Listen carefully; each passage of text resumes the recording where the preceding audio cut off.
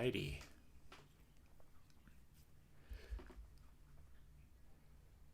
Hopefully I'm live. I'm not sure if I am or not. Let me take a look here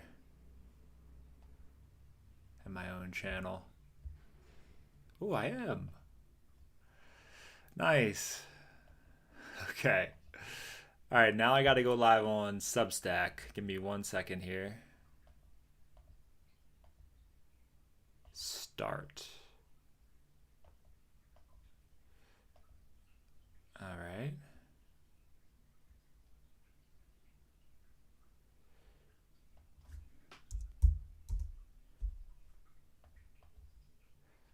Hello, anybody who's here. Yeah, yo, okay. Kingwin, welcome. Give me 1 second. I'm just trying to set this up so I can go live on both YouTube and Substack.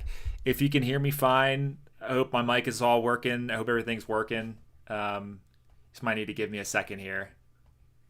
Trying to go live on Substack as well.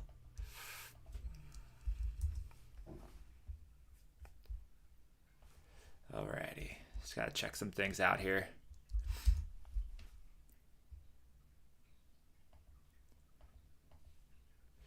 It should be going. Sound is good here. Okay, fantastic, fantastic. All right.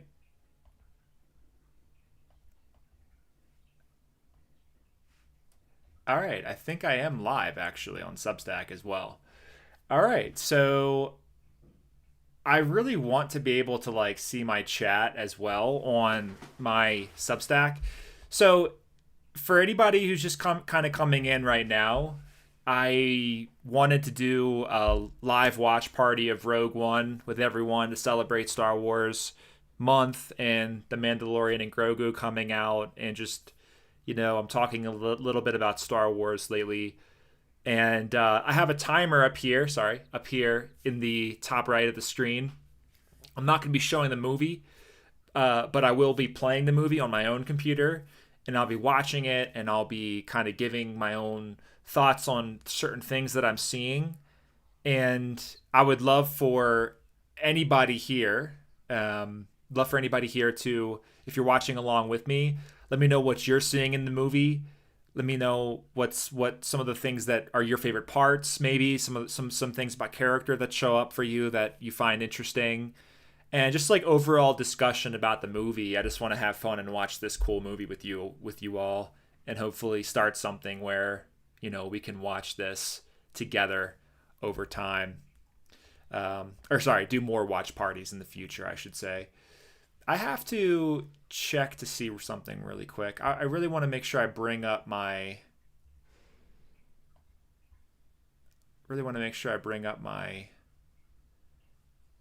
Substack audience as well, so I can take a look at their comments or anything like that. All right. So I have my Substack up, and I have my YouTube up. Fantastic. All right, y'all. Well, here we go. So here's what we're going to do.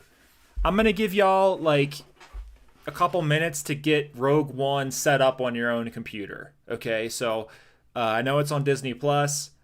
Maybe you have it maybe you have a physical copy of Rogue One somewhere. And I'll just give you guys a quick second to download it, or to rent it, or to have it on like streaming or anything like that.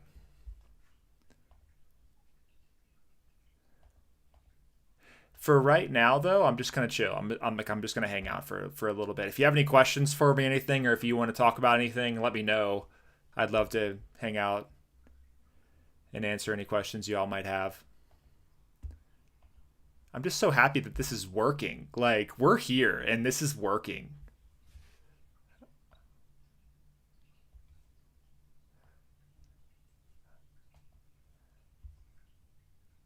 All right.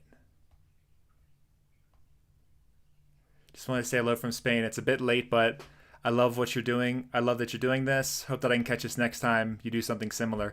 Yeah, yeah, no worries. Yeah, like Spain. What is it, like 11 o'clock there, something like that? It's like super late at night. That kind of sucks. Thanks for hanging out with me, regardless.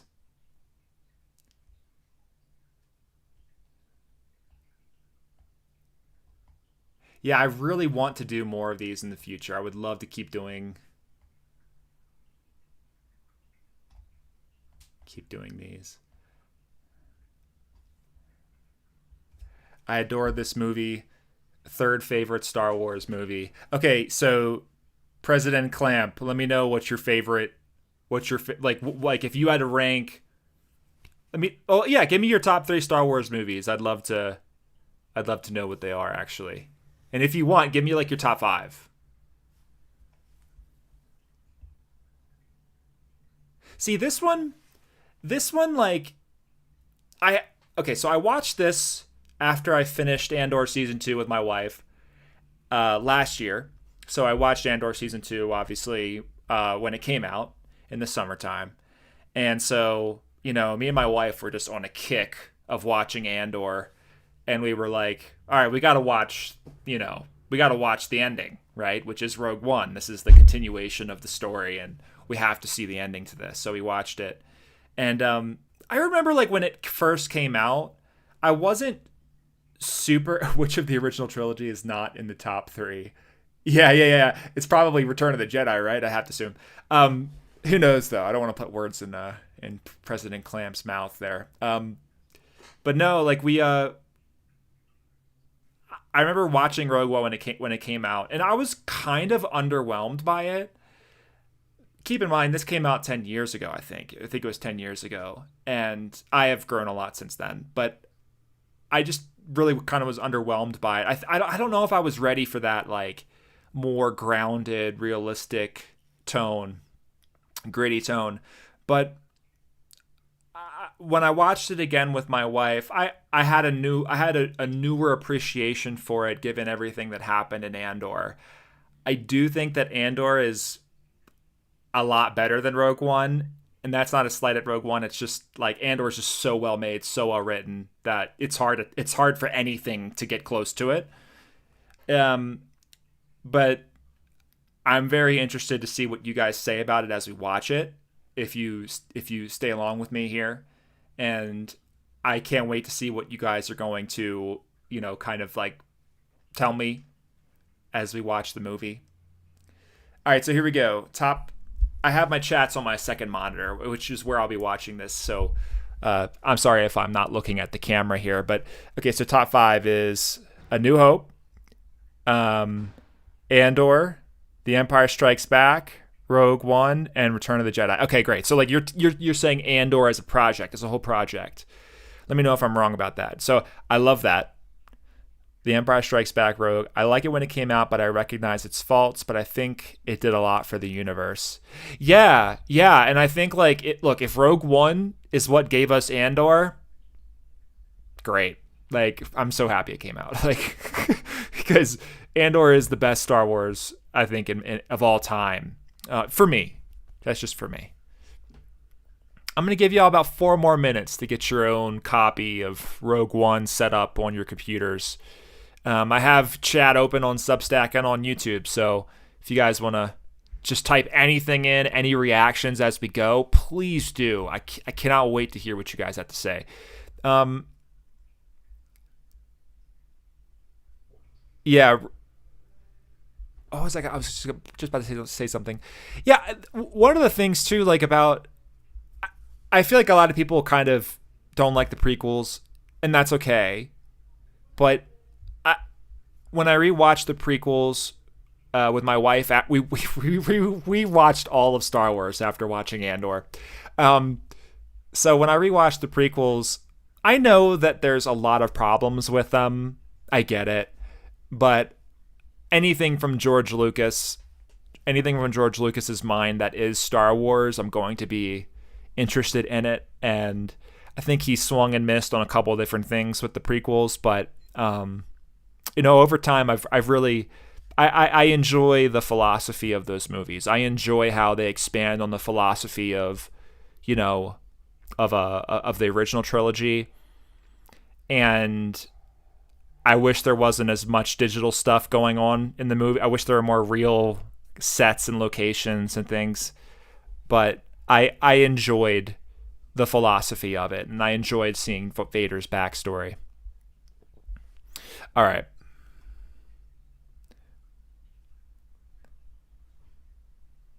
Yeah, I guess you'll see, but Rogue One is very much a precursor to the ideas explored in Andor's ideas. Exactly. See, that's the thing that I really want to pay attention to here as we watch. And I also want to see if there's any recurring themes or motifs that show up, or how the philosophy of Rogue One kind of is different from Andor. Not sure.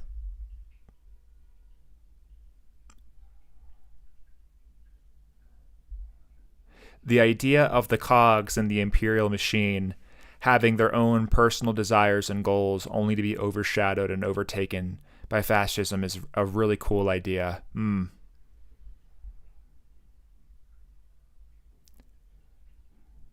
Ah, thank you, Clamp. Yeah, man. Yeah. Or man, woman, I'm not sure. Don't want to assume anything. But yeah, thank you. That's awesome. Appreciate that. Yeah, I think I'm going to go down more this philosophy route, where I talk about the philosophy of movies a little bit more than all that other stuff. All right, so we're about ready to go. This is kind of cool. I'm not going to lie. Kind of like this. All right. Let me get my movie up over here.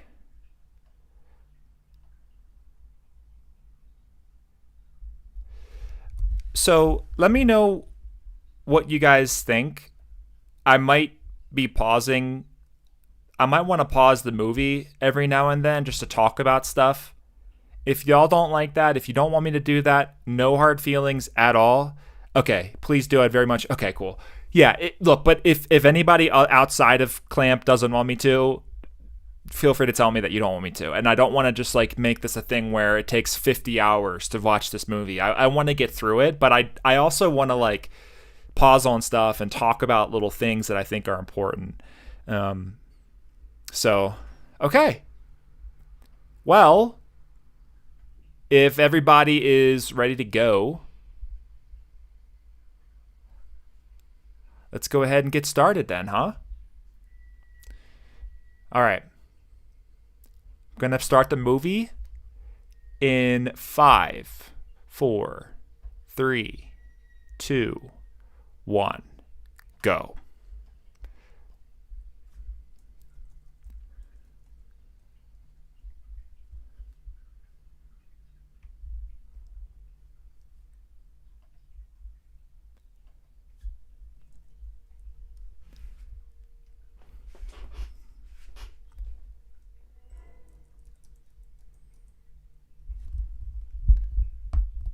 I love the music, how it starts off there. It gives you that feel of Star Wars immediately. You're expecting the crawl, but it doesn't come.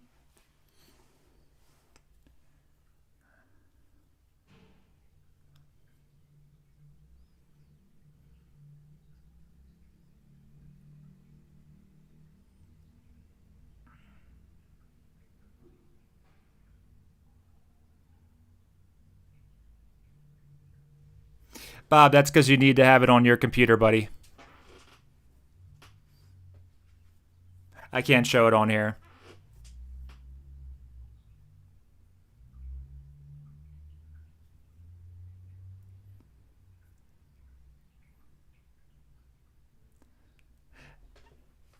Totally agreed, Clamp. Totally agreed.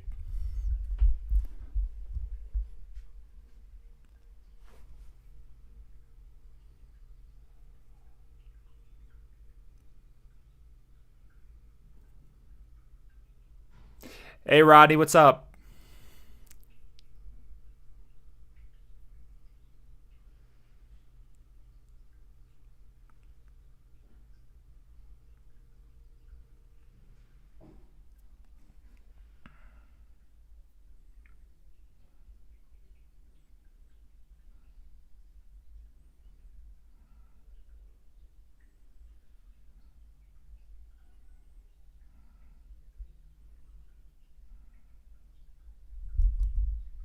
I'm gonna let this play, guys. Let it play for a little while.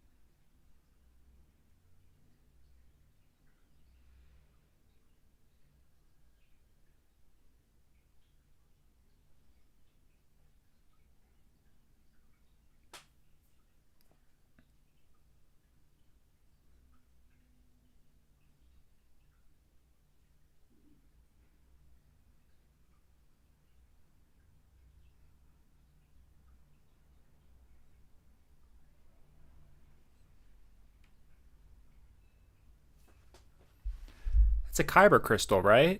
Luthen has one of them.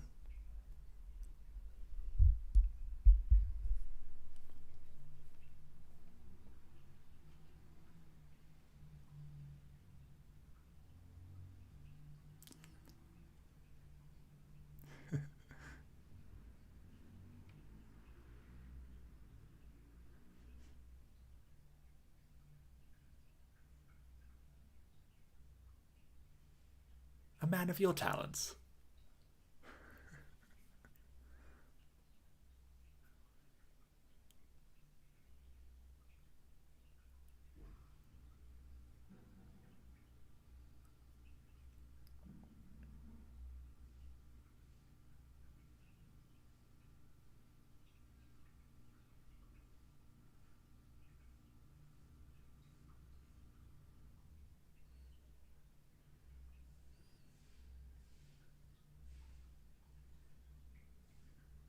He's such a good actor. My condolences. Like him trying to force showing any sort of emotion at all there.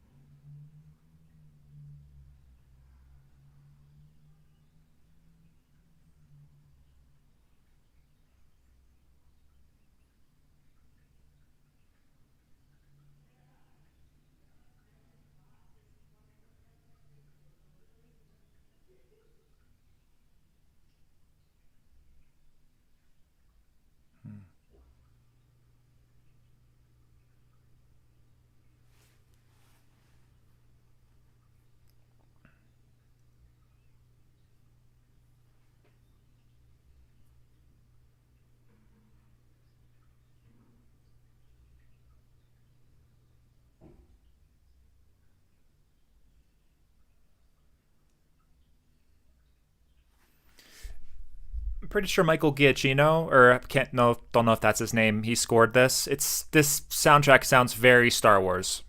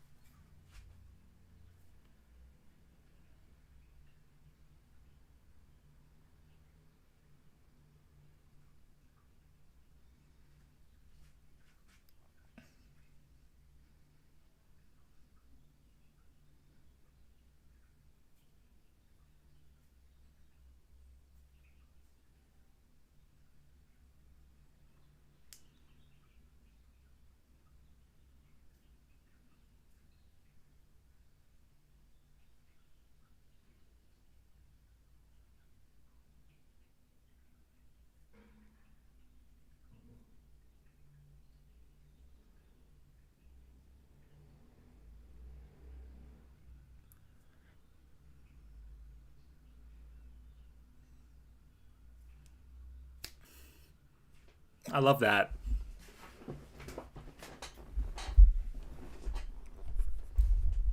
Okay, I might pause the movie here in about 5 seconds. All right, five, four, three, two, one. Okay, so one thing that I saw at the very start was maybe this is nothing. I have a lot of theories that probably mean nothing. Okay, so don't take this with a grain of salt. But like one of the shots that really stood out to me was the ship going through that kind of asteroid belt, and the asteroids looked so fine that they kind of actually, you know what? Never mind. I can't say that's Stardust because that's her name is Stardust in the movie. So it kind of made me think of like Stardust in a way, or space dust, or something like that, or maybe that was somehow connected to, the fact that they had those rings around the planet. Now that I think about it, probably nothing. Okay, we're gonna keep on going. I just love the way that this movie plays with shadows as well. Like like that opening shot of the ship going through that asteroid belt, and just the way that the shadows fall on the rings.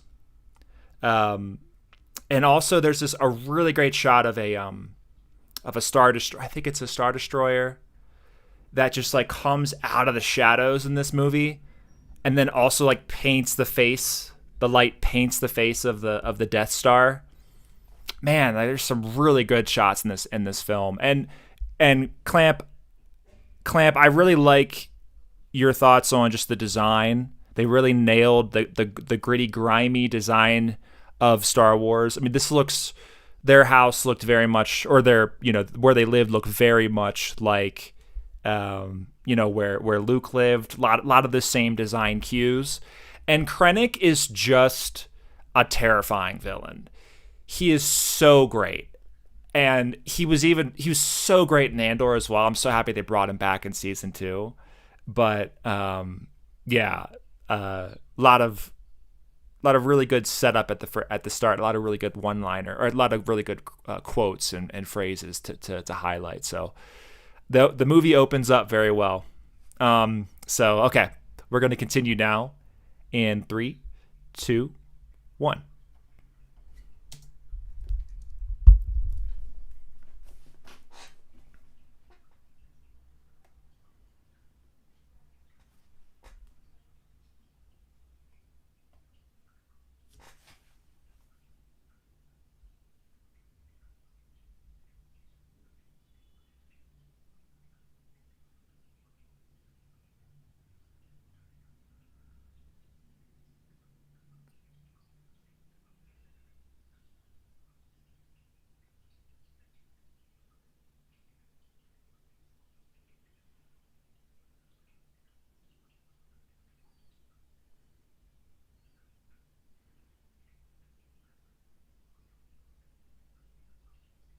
Such a cool location, huh?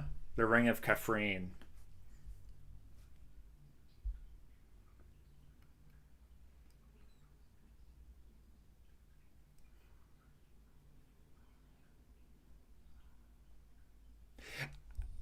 I will say Diego Luna looks so much younger here than he did at the end of Andor, but that's okay. I forgive them.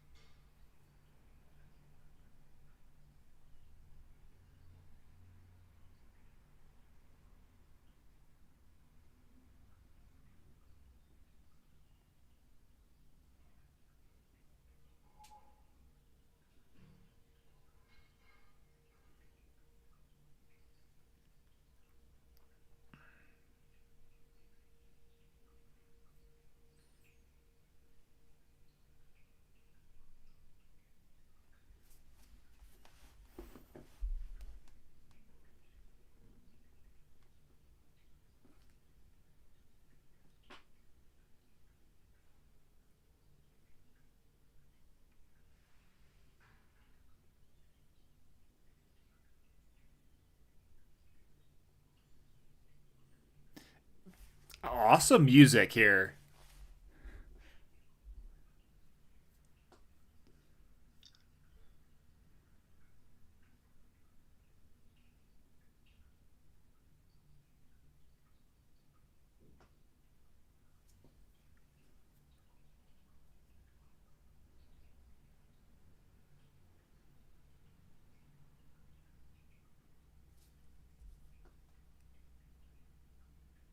Hmm.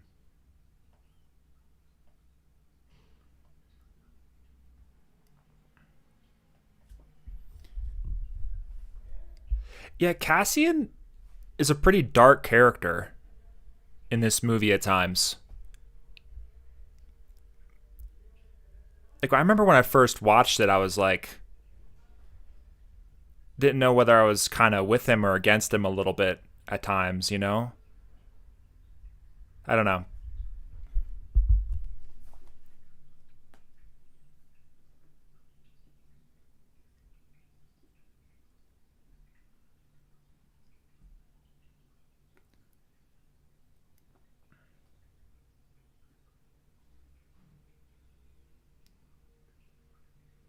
Yep.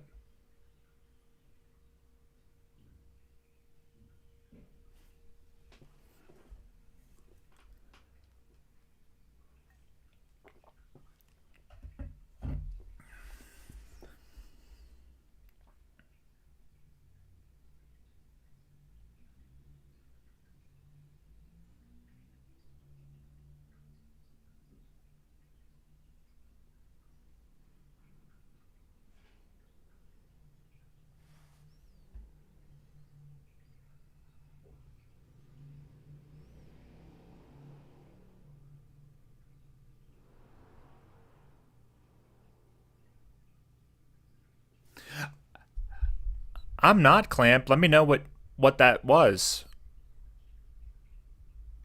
That makes sense though, because I feel like Tony Gilroy. I feel like this movie doesn't quite match the tone of Andor and the sophistication of Andor. I don't know. Let me know.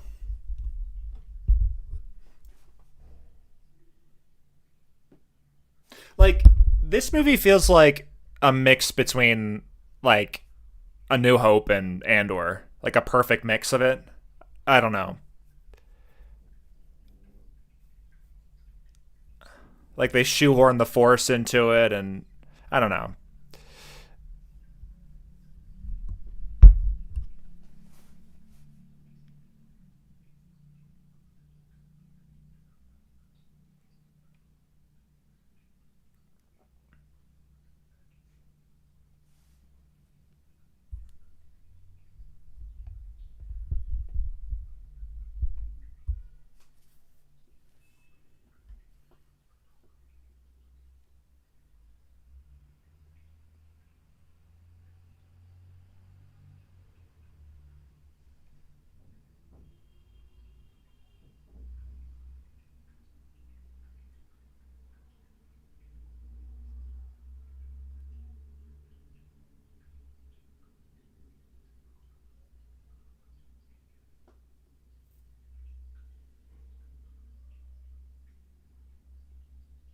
Mm.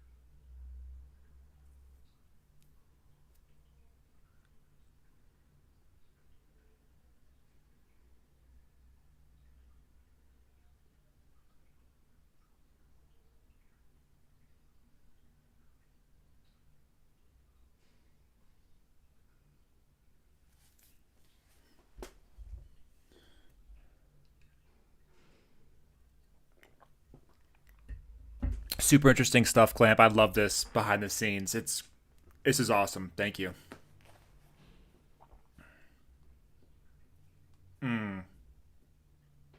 Yeah, we jump from like planet to planet to planet very quickly in the first like 15 minutes of the movie.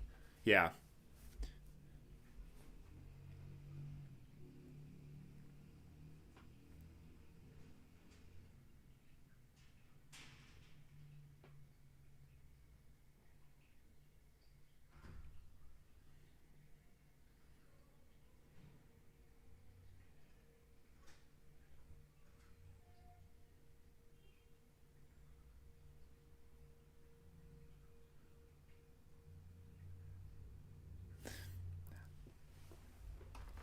I'm going to write down some things I want to talk about, and I'll pause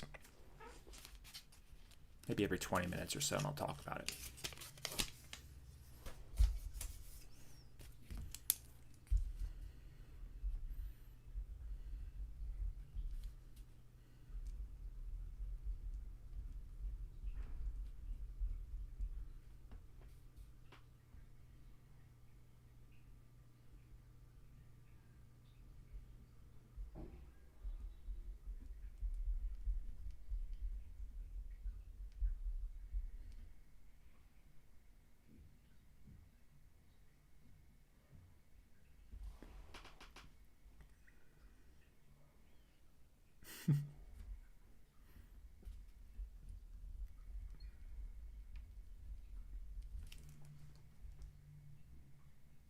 Hmm.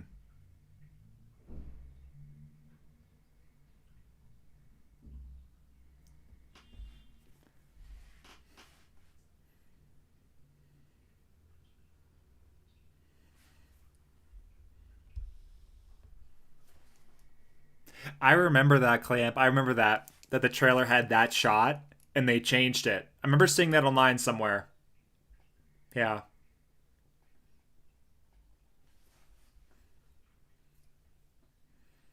This is fun. I'm enjoying this.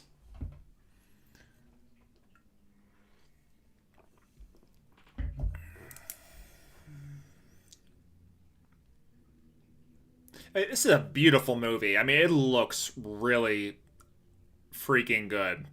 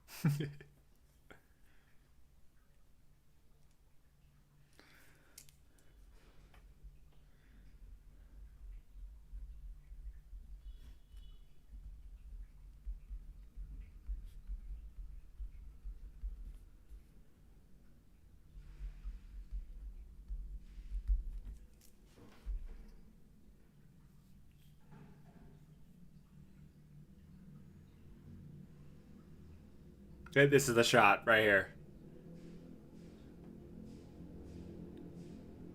Beautiful.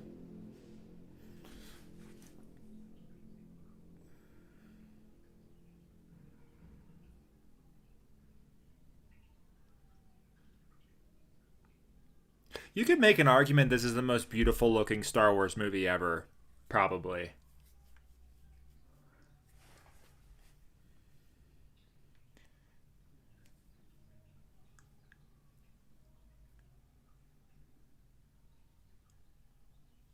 Yeah, that's right.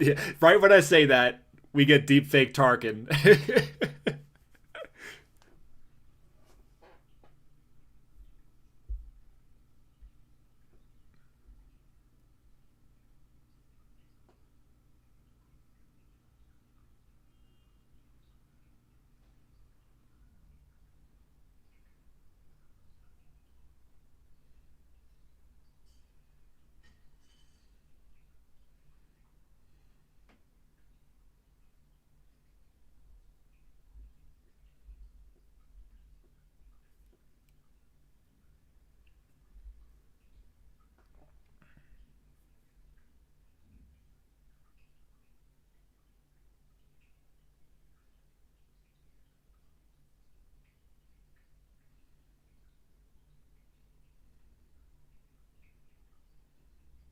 Yeah.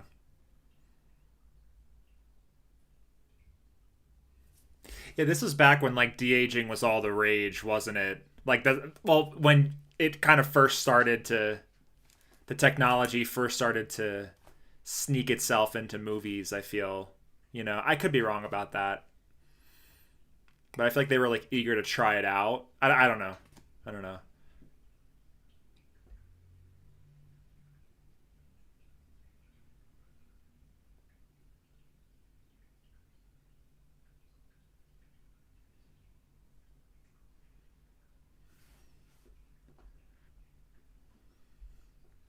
I prefer.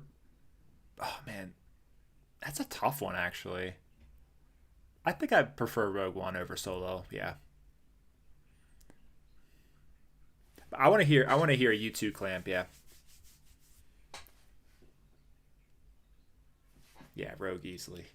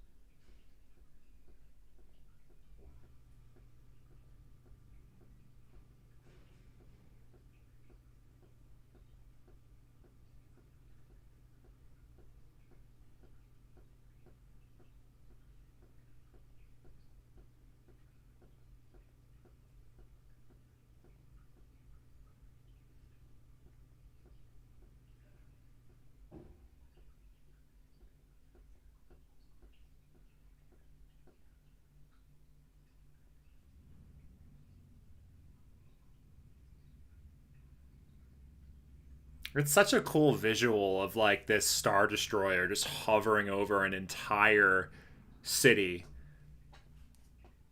It's yeah,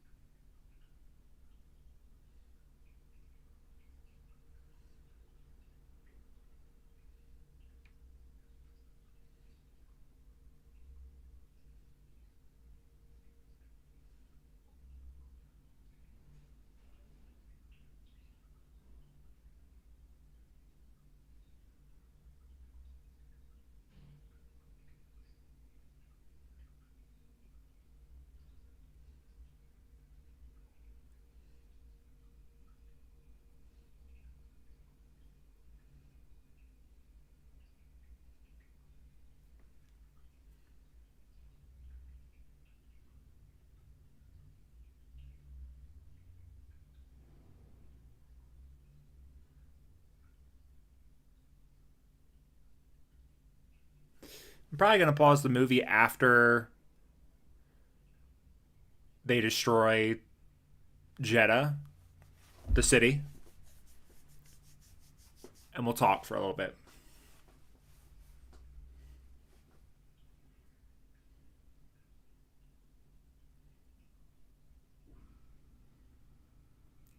Yeah, it, he's a huge bright spot in the movie. K2SO, huge bright spot.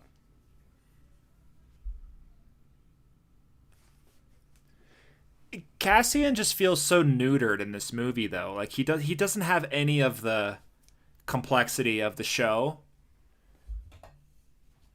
Rebellions are built on hope.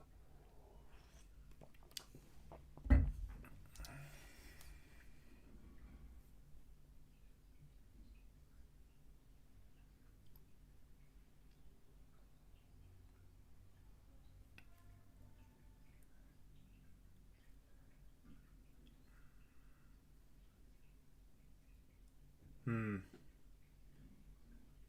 Yeah, I agree, Clement. Welcome, by the way.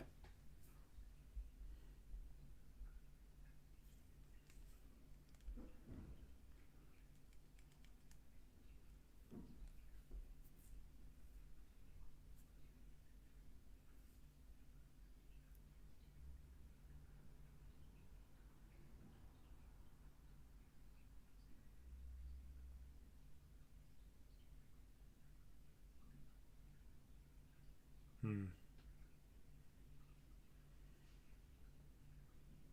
Yeah, that's valid.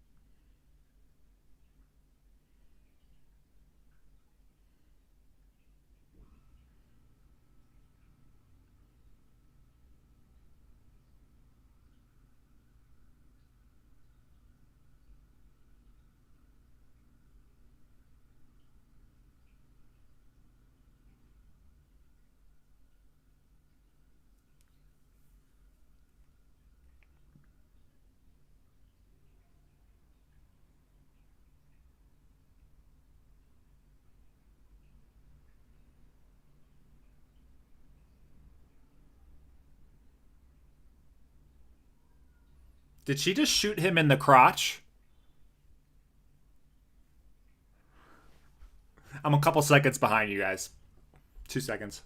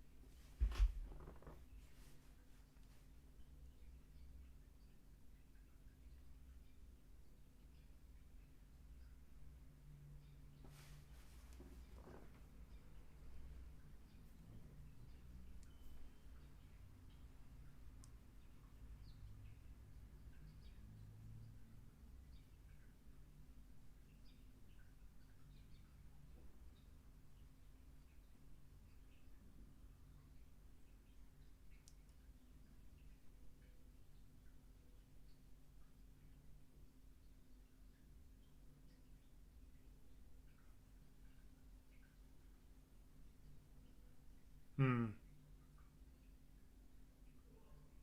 Explain that, Clamp. I'm interested.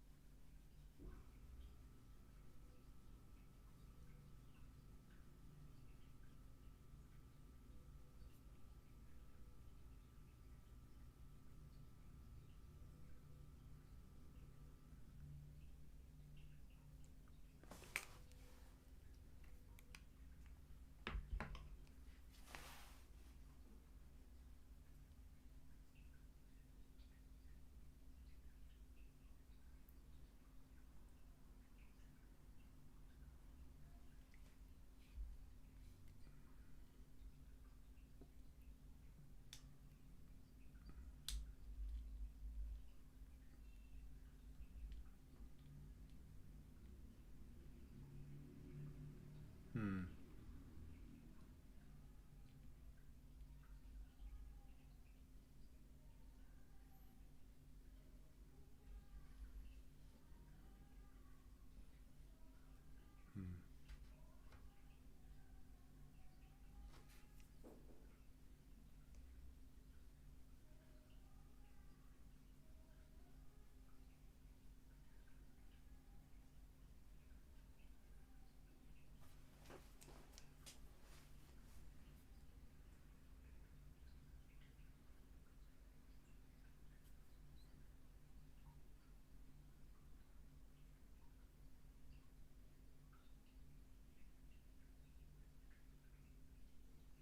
It's not the first for you, Cassian, actually.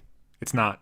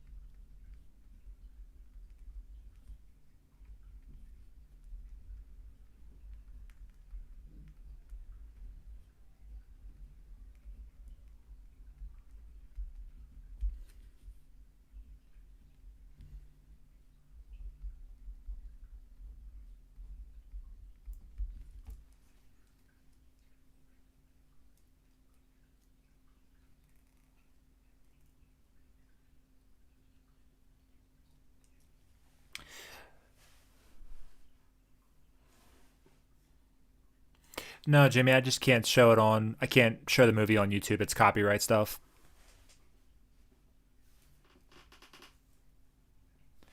but you could play it on your own and then you could follow along with the timer.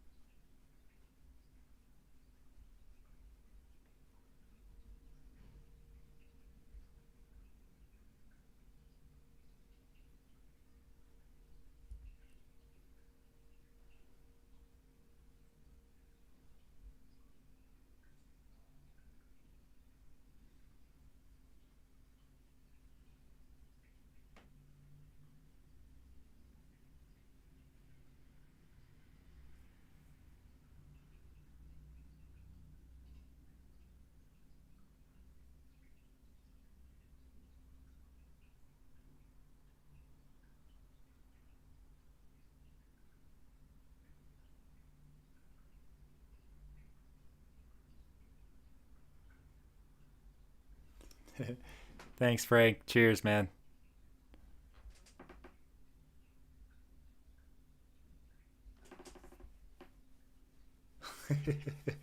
I was thinking of Nemec's manifesto as well there, Clamp, as he said that. It's weird seeing the Death Star upside down like that, too. You know? I don't know.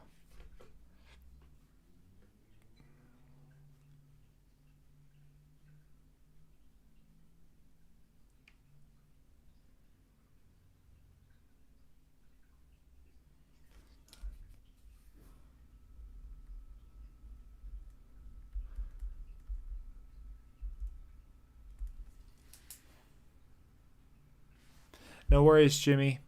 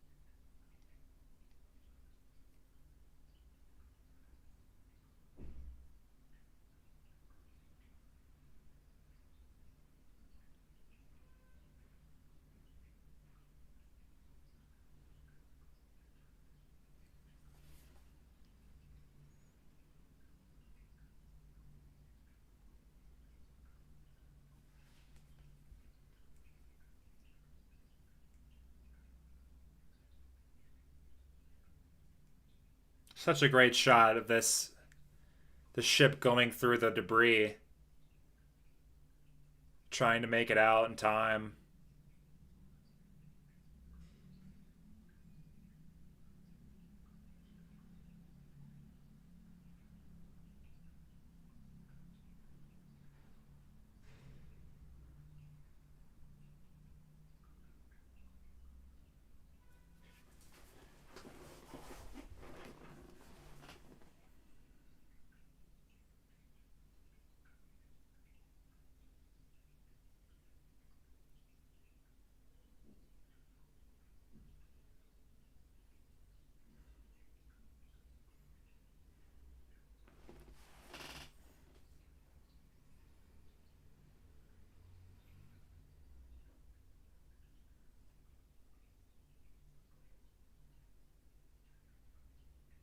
Hmm.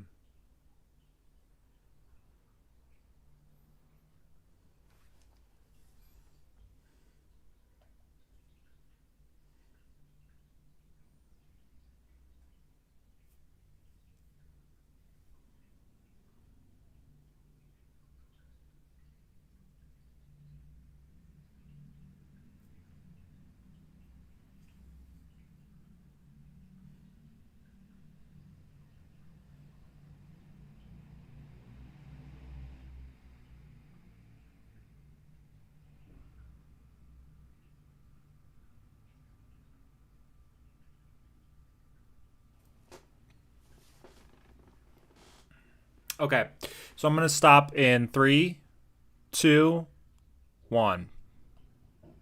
Okay. So, man, there's so many things to talk about. I'll try to keep it brief so we can just keep on watching the movie. Honestly, like I just keep being blown away by how beautiful this movie is.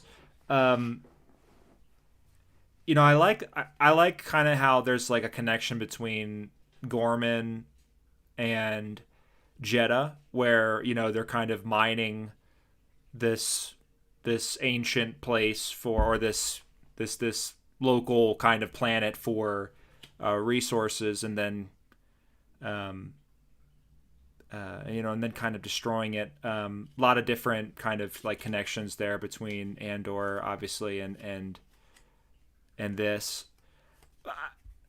I also like how, like, in my videos about Andor, I've kind of pointed out how like the rebels tend to be shown in more natural, kind of organic, ancient kind of settings, and the Empire is more technologically advanced, inorganic, metal, cold, things like that. I like how they kept with that with Jeddah.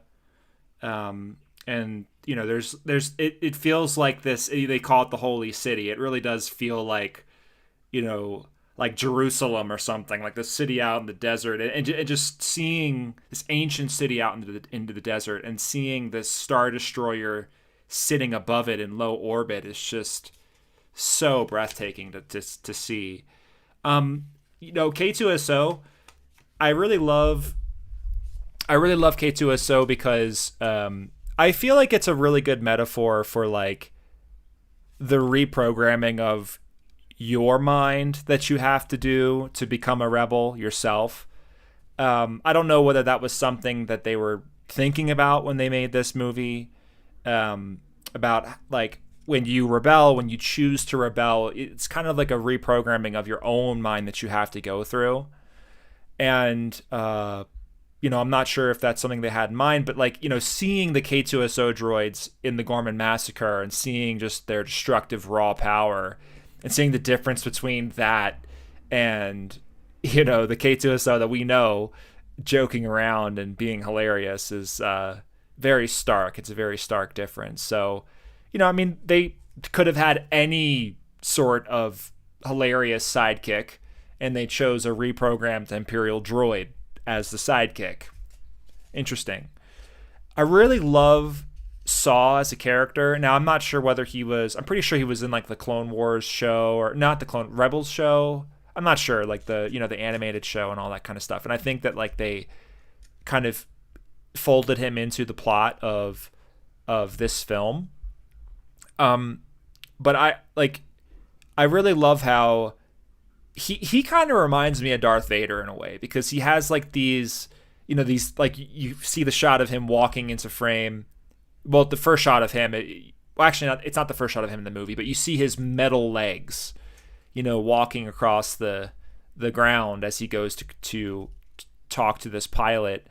He sets this monster on this pilot to read his thoughts. I mean, this guy has a lot of like dark side of the Force type energy, evil energy to him. And I like the fact that he has this thing that he breathes through every now and then, kind of like Vader. He kind of feels like a metal machine man. And I think that kind of shows that he is being corrupted, or he is corrupted by the war and just what he's seen and just all of the things that he's been through. And, I think he's a fascinating character. And I really love that he came back in Andor, and they gave him like meaningful minutes in that show and a meaningful arcs. Like the one scene where he's talking with I forget what his name is. I'm so sorry. He's talking to the boy in the rain, and he's telling him to breathe in the Rhino. I mean, that's such a powerful scene. And Forrest Whitaker is just really an amazing actor. But I like how it seems like Saw is this character that is just going to like sell out. He's going to do anything for the cause. He's going to put a monster on a guy, on a pilot who might be part of the rebellion, and he might lose his mind, but he's going to do it without a second thought, because he's going to do anything for the rebellion. He's going to do anything for the cause. But he has a soft spot for Jin, and he tells her like, people might have found out who you are, and they might have like wanted to use you or something like that, like people inside the rebellion, and he protected her against that. So like I feel like that shows how complicated he was as a character, and that complexity to his character, where like he'll do anything for the cause on one hand, it seems, maybe I'm getting that wrong, and then he's not going to sacrifice this girl, and I just really feel like they did a good job making him a character firmly in the gray area of the movie. So yeah, yeah. My favorite line from Saw is in Rebels. I hope, Senator, after you've lost and the Empire reigns over the galaxy unopposed, you will find some comfort in knowing that you fought according to the rules. Damn. Yeah, that's pretty good. He's a good character. He's a great character. I'm happy they incorporated him into this movie, and I'm happy that like they got such a great actor to play that part. Um, so I was thinking there's something that I forget who says this. It might actually it's Donnie Yen's character. I can't even remember his name. Who is it's cool that he's in here. I don't know if I love the fact that he's. I just feel like they just shoehorned the Force into this to kind of satisfy Star Wars fans. I don't think that he really needed to be in this. I don't really understand what he's trying to say about the Force, or like how that ties into the Force at all, but whatever, it's okay. Looking at Donnie Yen just mowing down stormtroopers with martial arts is always going to be fun, so it's fine. But he says that the strongest stars have Kyber hearts. I can't wait. I don't know. Like maybe this is big brain Tom talking. Maybe there's a connection there between like the Kyber crystal that is given to Jin, and she's called Stardust so many times. So she's kind of being, like compared to a star in a lot of different ways. In the film, it seems just in the Stardust thing, and obviously the Death Star, Jalen or so working on the Death Star. So I wonder if there's some clever kind of artistic subliminal messaging going on with like the like stars and stardust, the star, like kyber crystals, like I have no idea. Maybe there's something there, who knows. And I just love the fact that, like, speaking of stars, the Death Star comes over, has like a kind of like a lunar eclipse or whatever. It looks like a lunar eclipse, actually a solar eclipse. Looks like a solar eclipse where it just passes over the star that is the sun for this particular planet. And so, I don't know, a lot of interesting things going on there. So yeah, I don't know. I really love Saw as a character. I think he's really cool. I thought I'd talk about him for a little bit, and I'll continue to watch the movie here. He's just in it to be cool. Yeah, he's just in it to be cool. Yeah, but Donnie Yen, I mean, it's cool that he played a blind guy in John Wick 4, so I love John Wick. All right, we'll continue to watch the movie here, guys. We'll restart it in 3, 2, 1.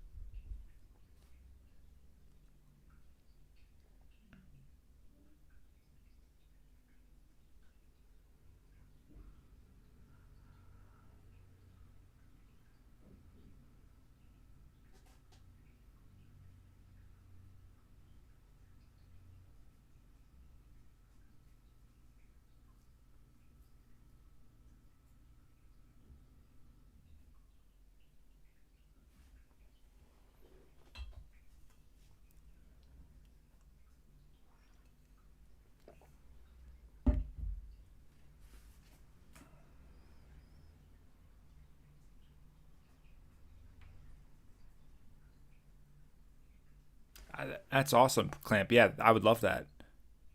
Alexander Freed.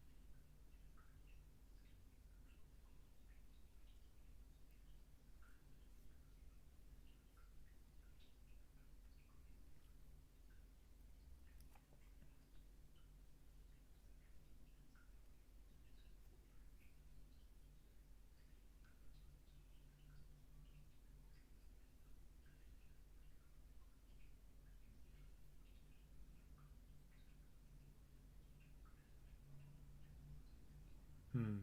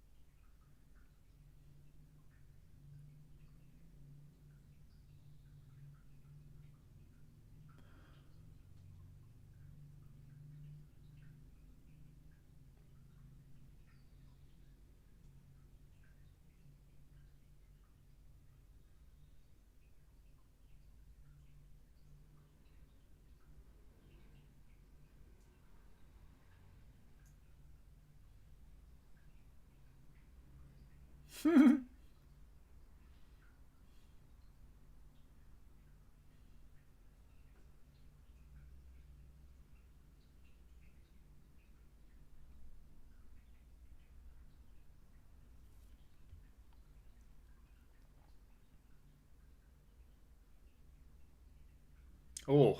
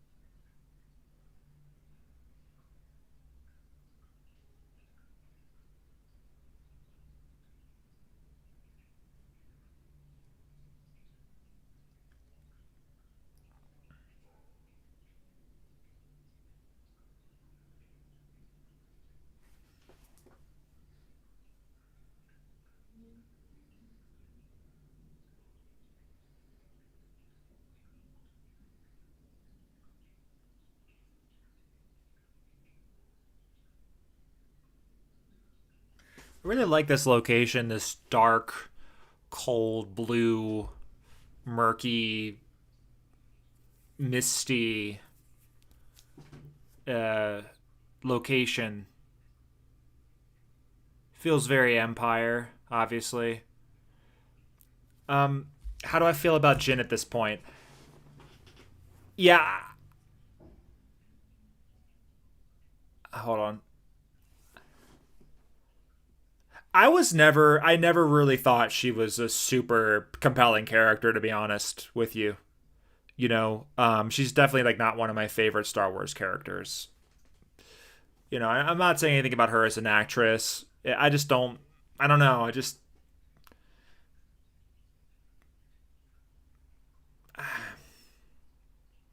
There's just something missing for me. I mean, I'll keep watching though.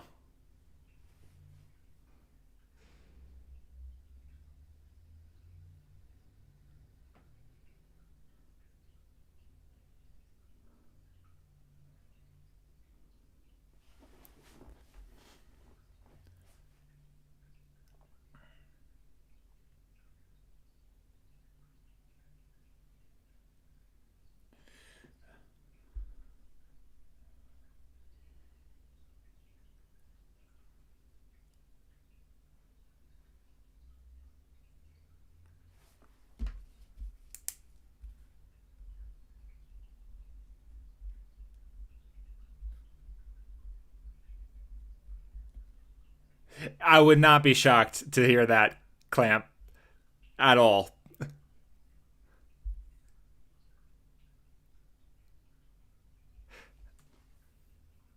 It just seems like Cassian is just too like black and white. Like I I get that he was in a different mode in this. It just this is the same guy who went to go and save Clea. You know what I mean? Like I just like just a couple days before. I don't know. Like he just wants to go and off this guy, and he's kind of like angry and ordering people around, bossing people around. I don't know.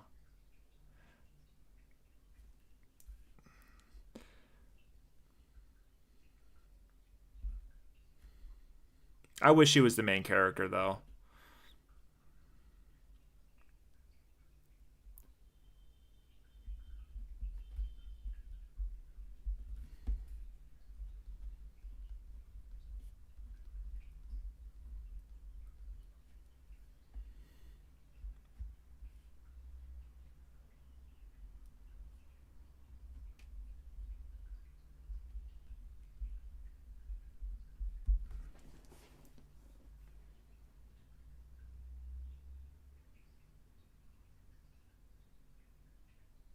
Hmm.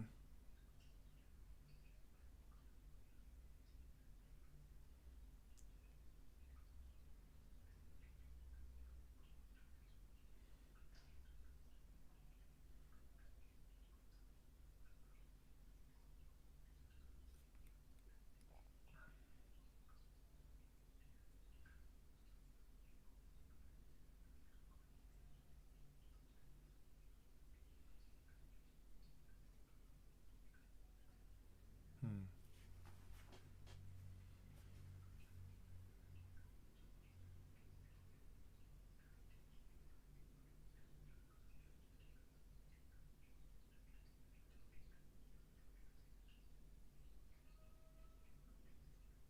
Hmm.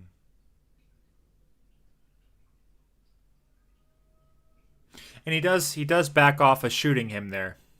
You know.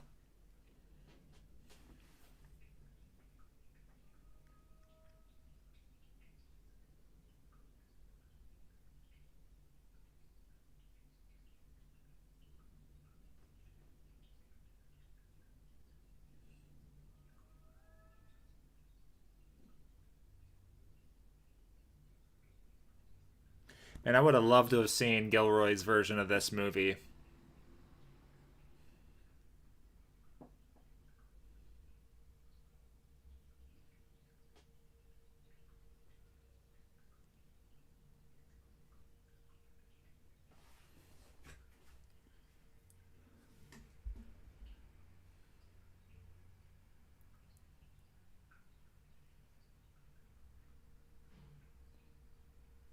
The Andor cut. I love that.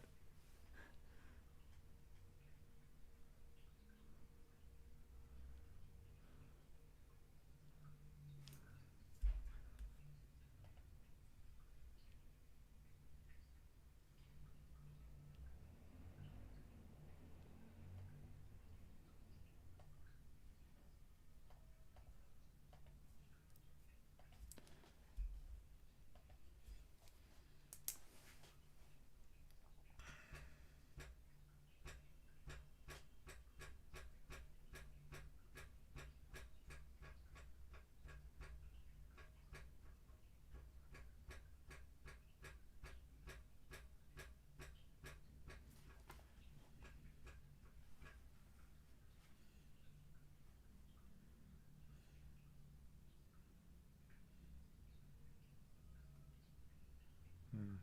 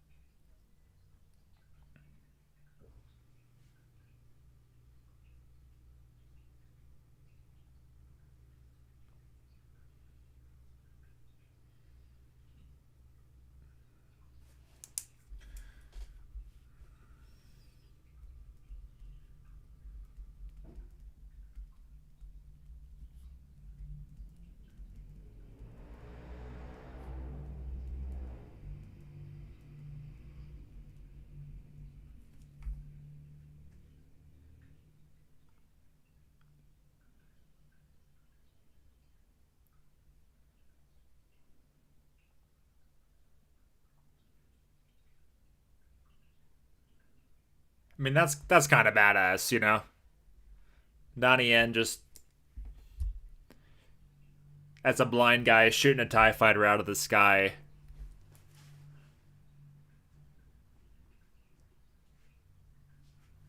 Yeah.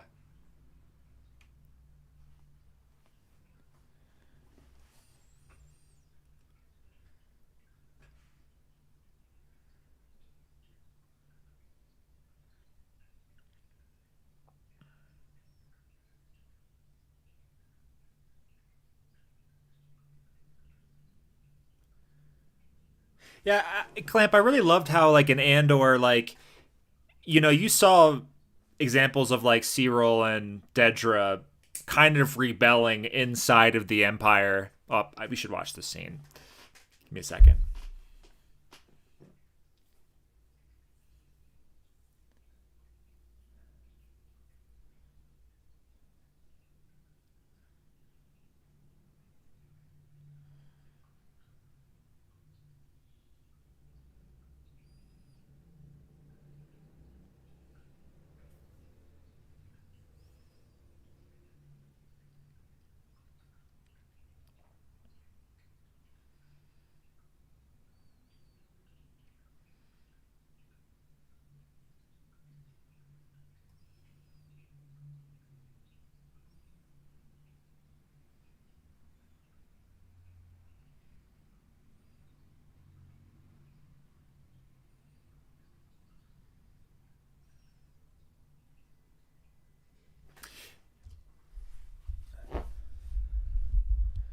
Hmm. Great quote there. Yeah, yeah, Clamp, about your point about the snake eating its own tail, like, with even with Cyril and Dedra, like, them being rebels inside of the Empire and doing things differently, like Cyril going after Andor even when they tell him not to, Dedra constantly overstepping her boundaries and them being punished for it. You know, I don't know if that has anything to do with what you're talking about there, but I just found that interesting that, like, all types of rebellion, all types of free thinking is just always punished. But I don't think that's as interesting of a point as I think it is.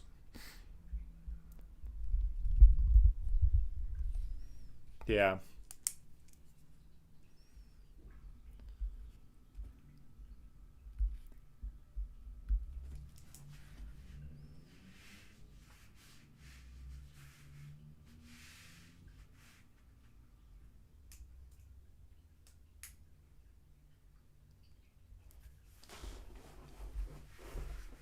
Andor.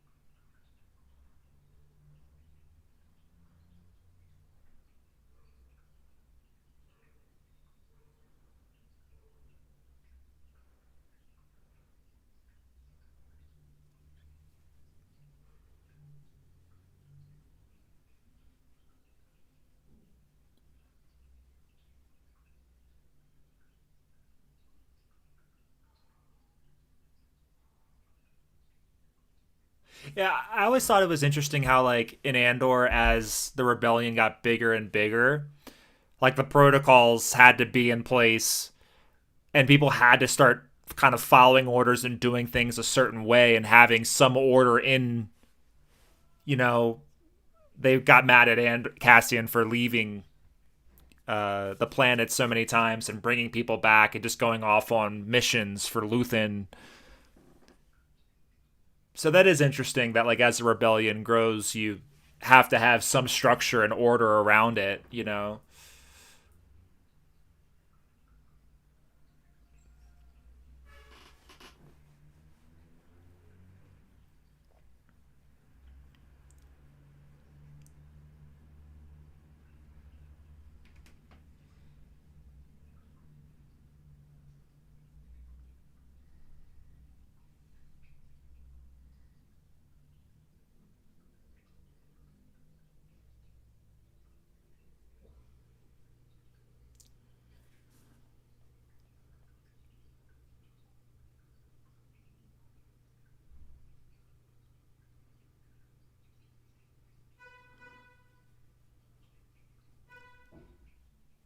Yeah, this Vader's addition in this movie, chef's kiss. It's very good. It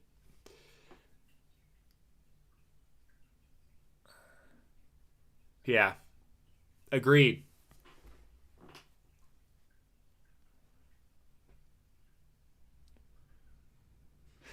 Like, this feels so Vader original trilogy. It nails it. Like, even Vader in the prequel trilogy didn't feel like this, you know?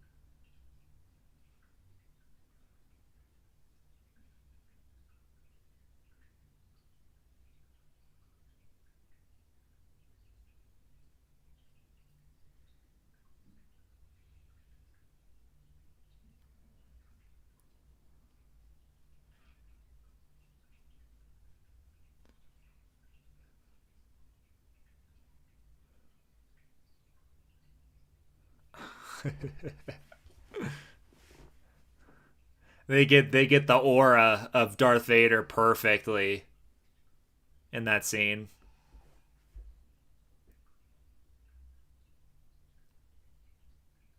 The only thing I'd say is his voice is slightly different, obviously, because he's older.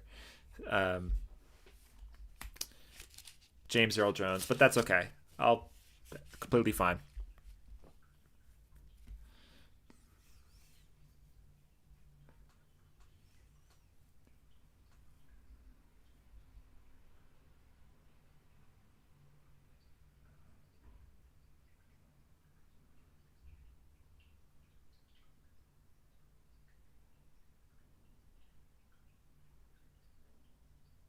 Yeah.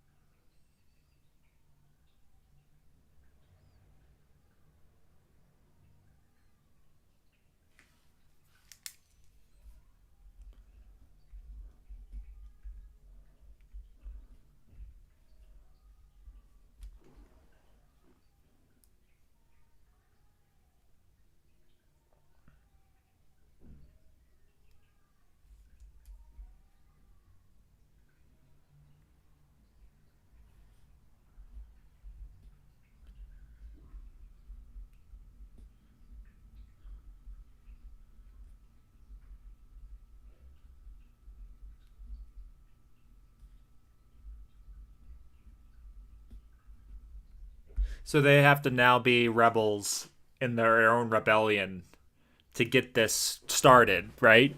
Don't they leave without authorization and then they pull everybody else into it because they're already there?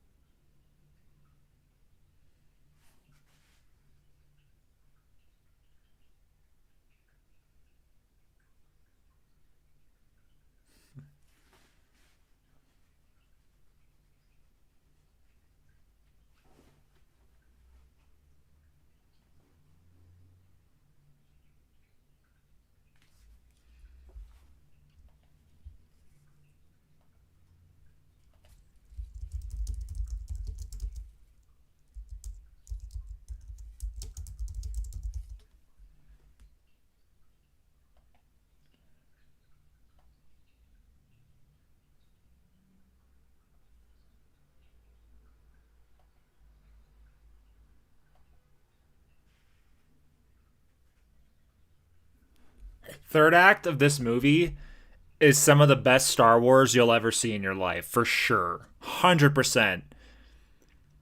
Could we make the argument that it's the best third act of any Star? I don't know about that. I don't know. Empire's pretty damn good with that fight. Obviously, A New Hope. This is like the sickest space battle, though, I think. I don't know, man.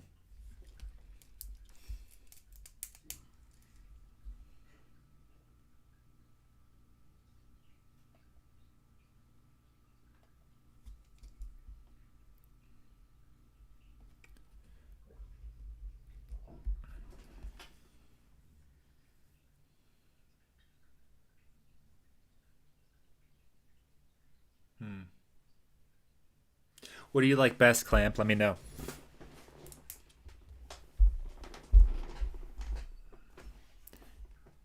Yeah. Yeah, Revenge of the Sith. I mean, that lightsaber battle is the best. You could make an argument it's the best lightsaber battle in Star Wars history. But I was watching the Phantom Menace lightsaber battle the other day, and that one goes hard too.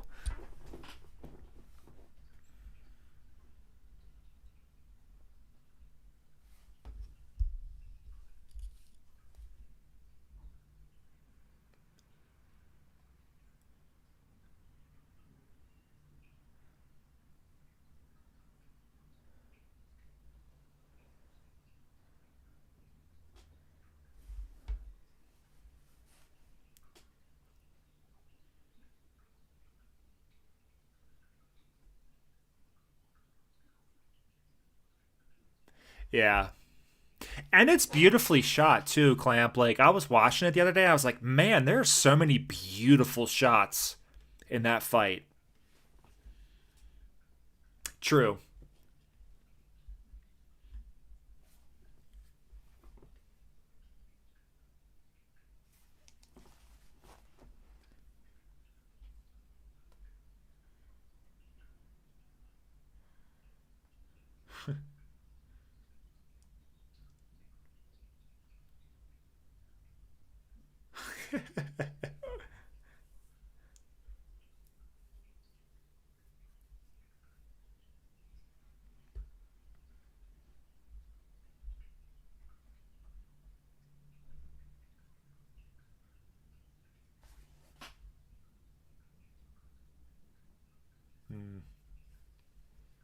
Yeah, me too. I feel like the the Phantom Menace is. I feel like the Phantom Menace was like the only prequel movie that had a lot of practical effects and sets. And then after like I was actually looking at this online the other day, and then after it kind of got panned by critics and stuff and like audiences, George Lucas basically said, "Screw it, I'm just gonna make these movies however I want to make them." And then that's when we got like all of the super digital stuff that we got in the other two movies. You know what I mean? I could be wrong about that. You can go fact check that if you want, but I like how the Phantom Menace looks. There's a lot of really amazing shots in that movie. I was so hyped for that movie when I was a kid. I was like, I don't know, 6 or 7 or 8 when that came out. Oh my goodness gracious. I remember going to the theater for that movie. I was super excited.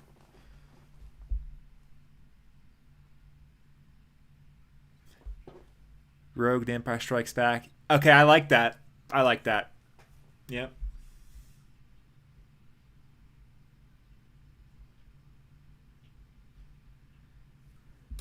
What what do you think the significance is of this being on a beach planet, or not a beach planet, but like on a beach. I mean, this is a very, I don't know, it kind of feels a little bright, and I don't know. Is there any significance to it? Maybe not. Who knows? Maybe they were just like, let's have a.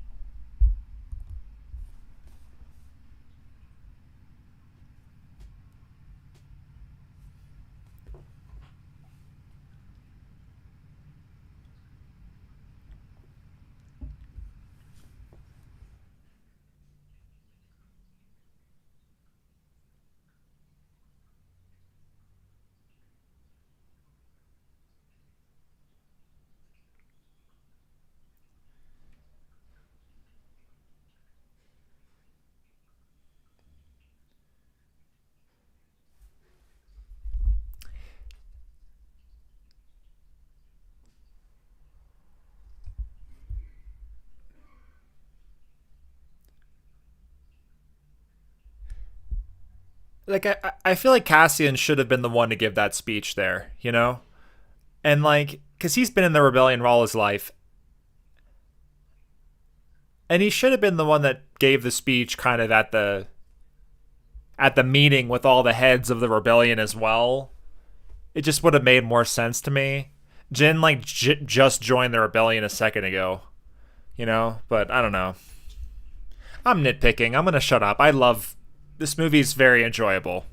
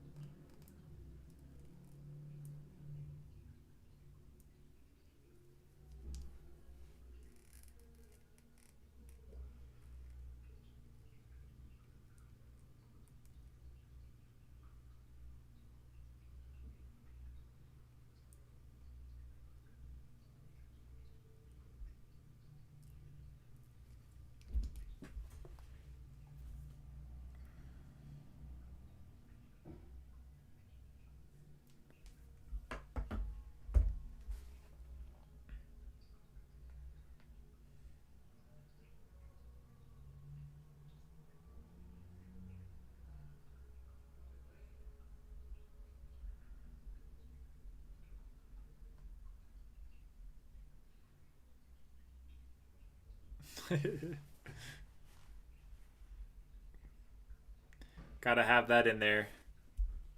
I gotta have that line in there.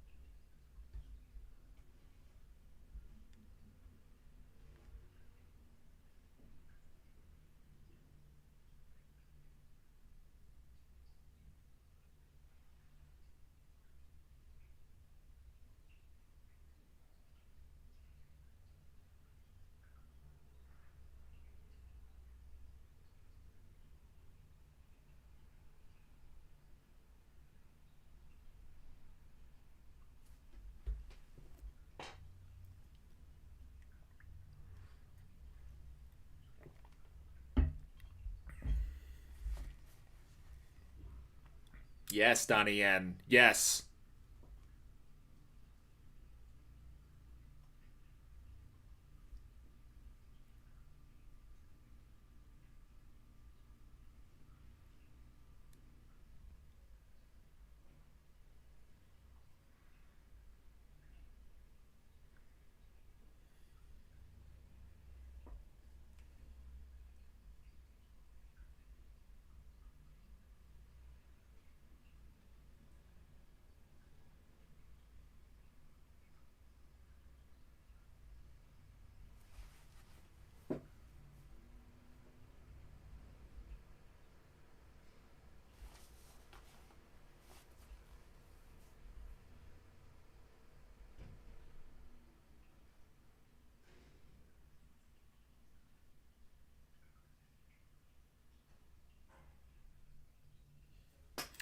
Hey, Michael, what's up? Thanks for joining.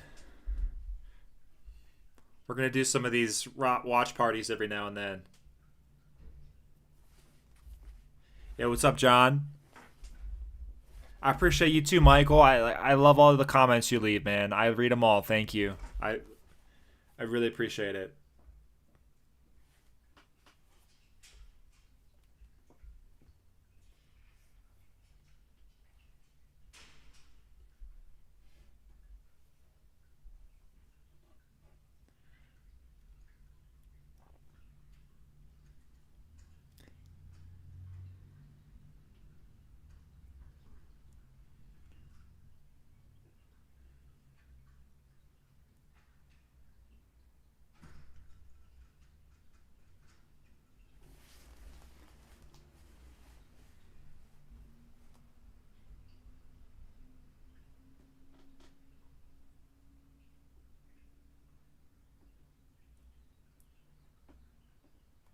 I'm with our friend Chris. Hey, we're watching Rogue One. Put it on, bro. Look at the timer. Put it on like right at the timer, and you get to watch the finale with me. It's a dope finale. If you've never seen it before, for Rogue One.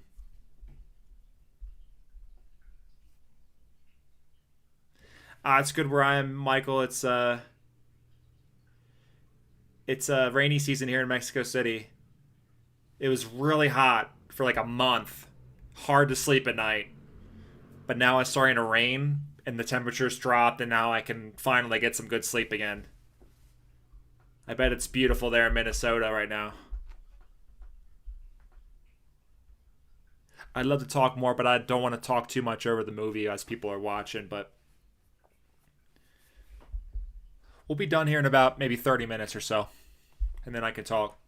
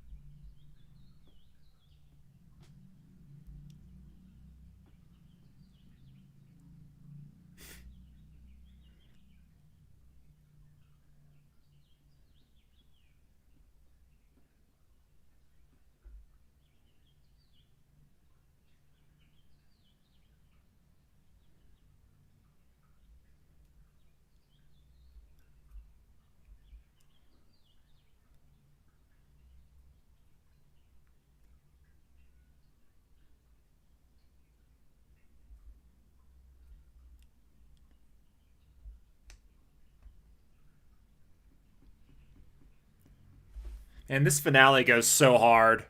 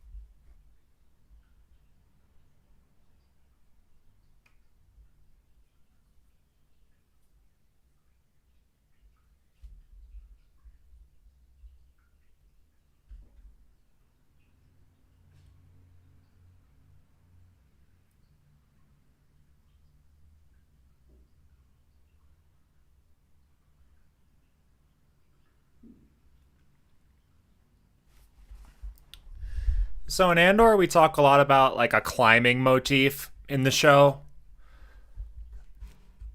And I think like this is a really good example in Rogue One of this climbing going on where they're climbing up this this database here.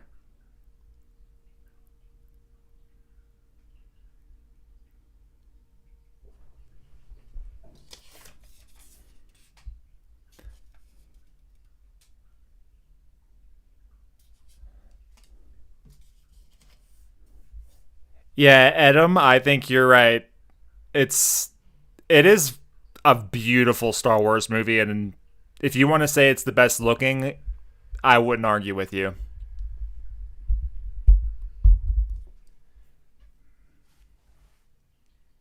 It is cool how they included like the old rogue leaders and all that kind of stuff into this as well. Really, little details like that make the films feel cohesive, more cohesive.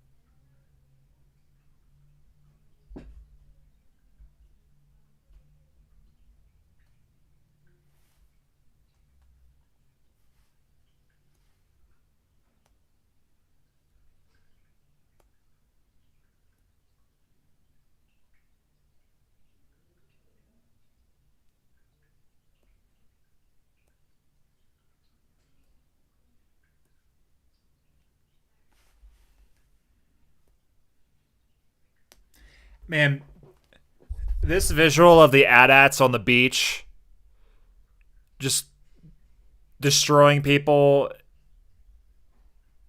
It's something I didn't know I needed.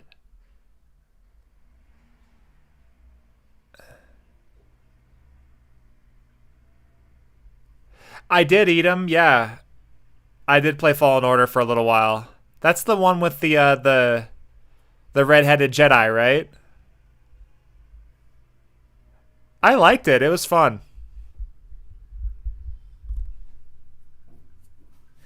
Yo, Skyscraper, we're still in the finale here. Just pop it in, man. The finale is the best part. Come and join us.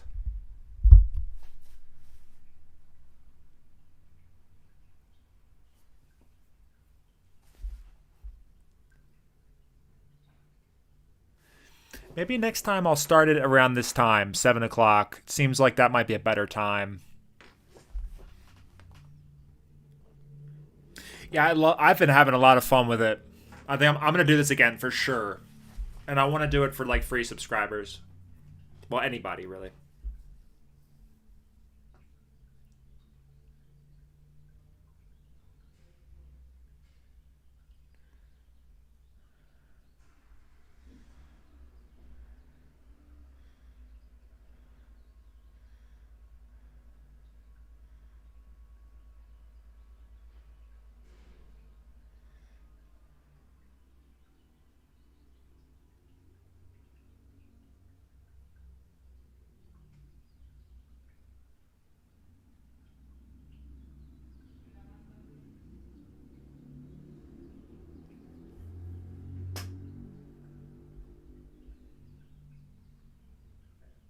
Oh, okay.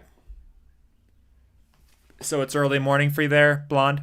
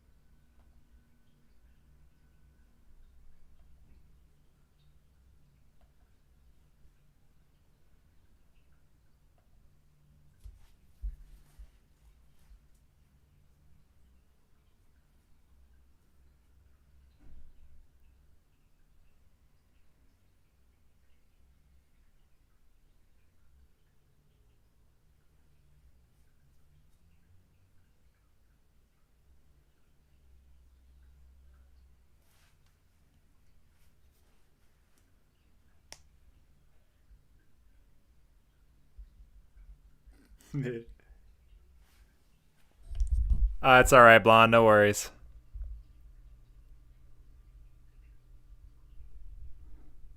What's on your kid's Lego Star Wars shelf?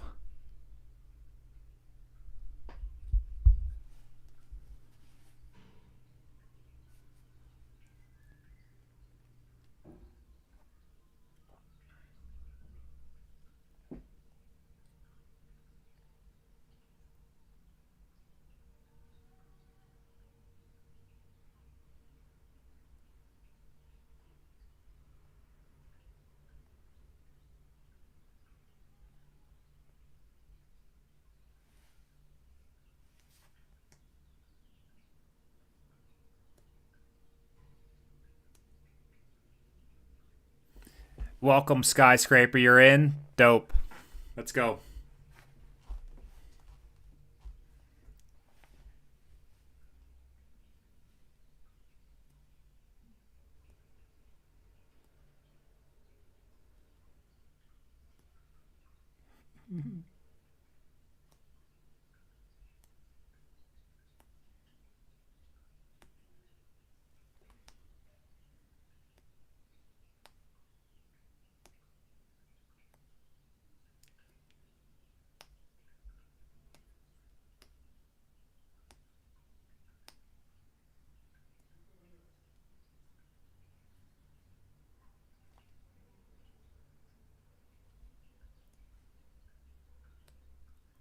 Oh, that's cool.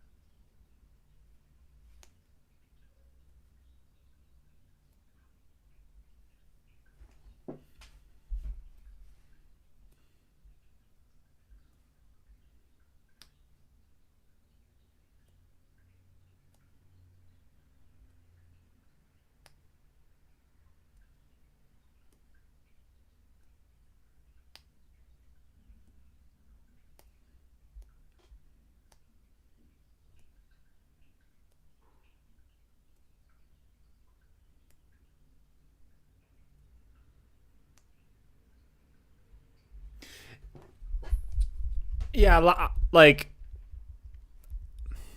I would say it has a good argument for being the best Disney Star Wars movie ever made. I would put it above Attack of the Clones for sure, and Phantom Menace probably.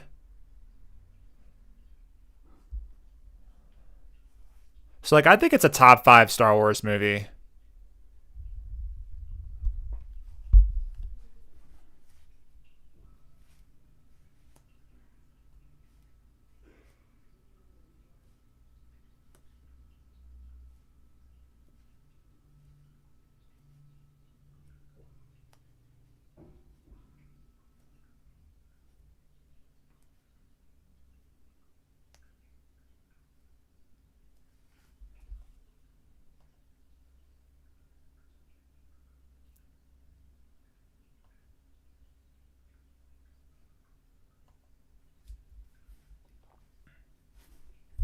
Sky, what's your ranking of like the top 3 Star Wars movies? And Blonde as well if you want.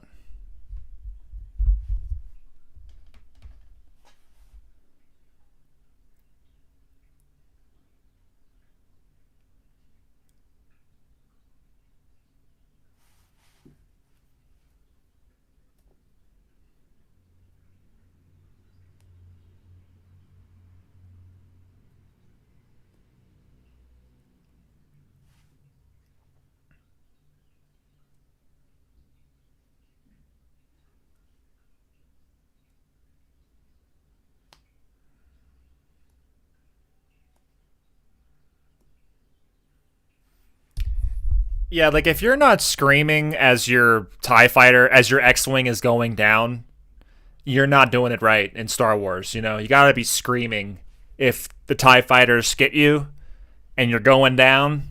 You gotta be screaming, bro.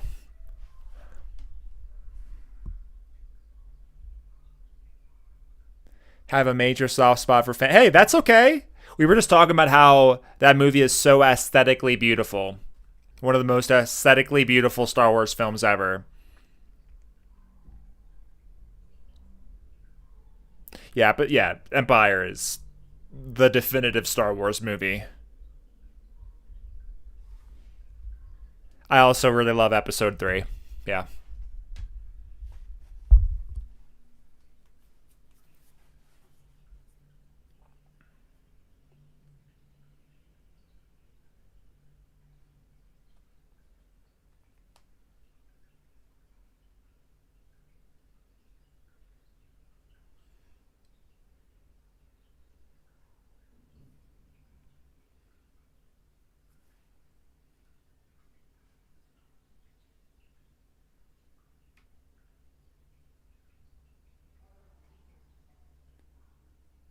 Oh.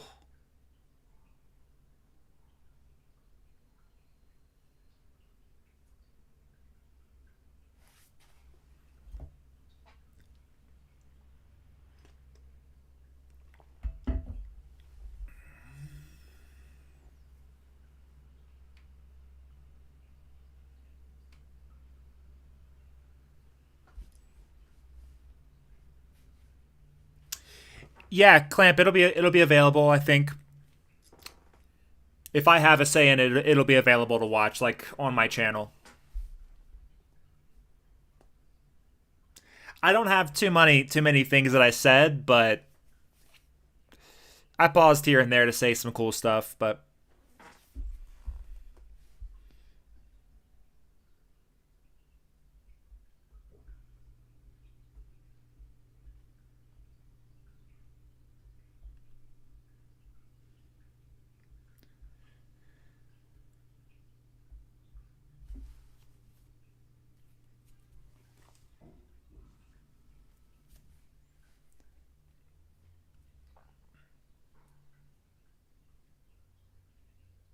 oh,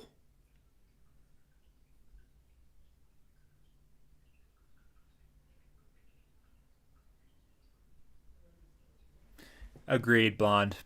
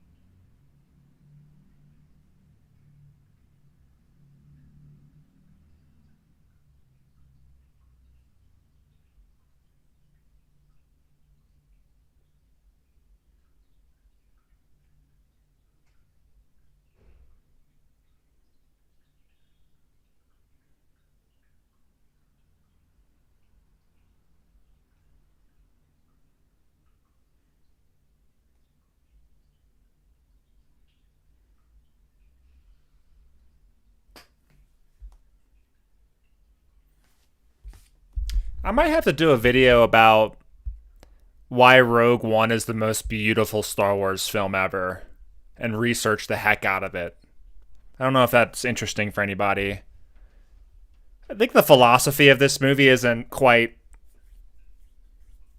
rich enough to really make a video about it, but I could make a video about how this looks. It's amazing.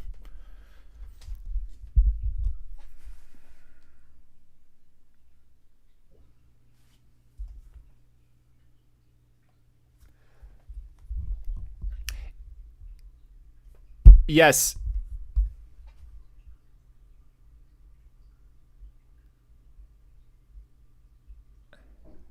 Blonde Andor is the best Star Wars ever, in my opinion.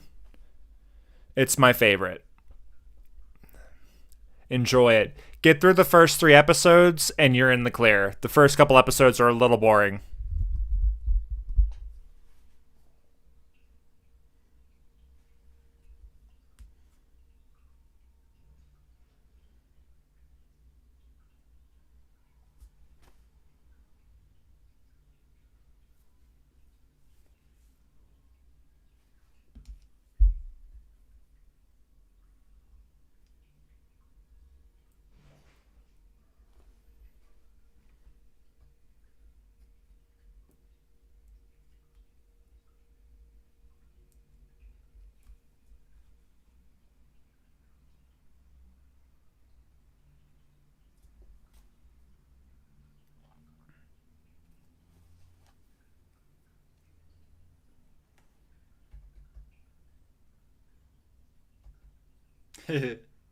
Nice.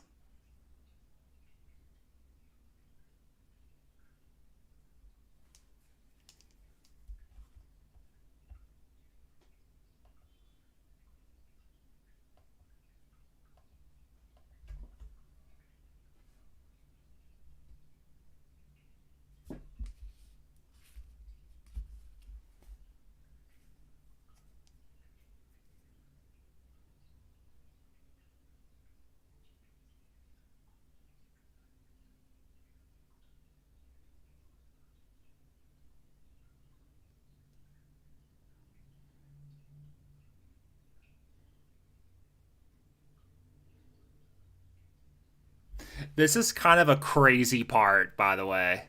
This is a super cool part here.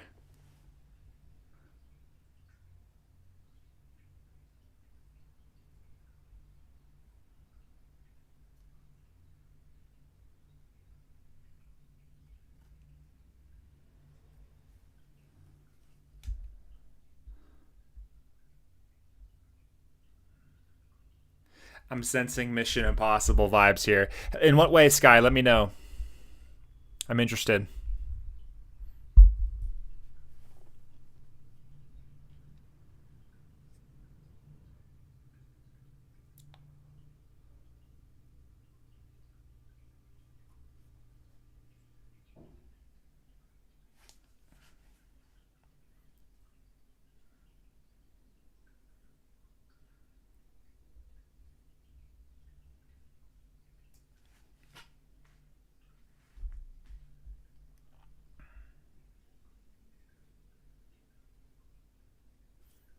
Yeah, yeah.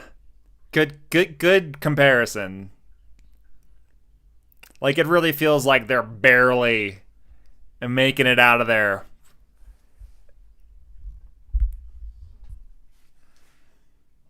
Well, barely giving them the plans because we know what happens. Yeah. Visually, this is insane. Two dust two star destroyers just I think they're called star destroyers.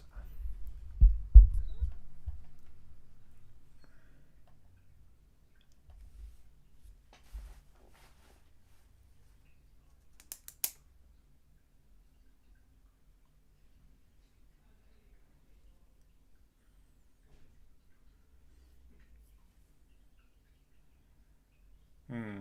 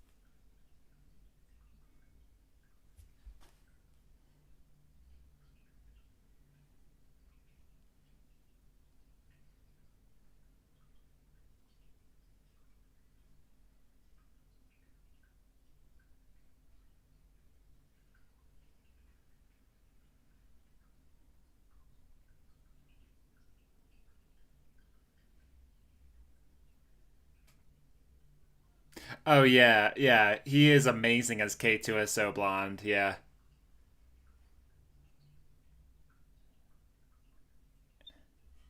Yeah, without him, I don't know. This movie definitely it's still great, but it's I think it loses a good punch.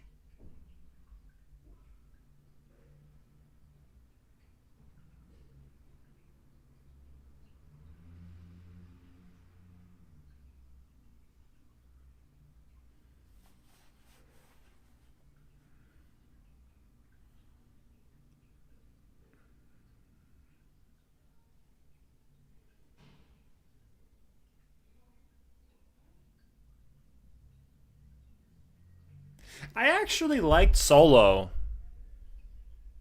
I liked Solo Sky. I I don't think it's like a groundbreaking movie or anything, but I enjoyed it.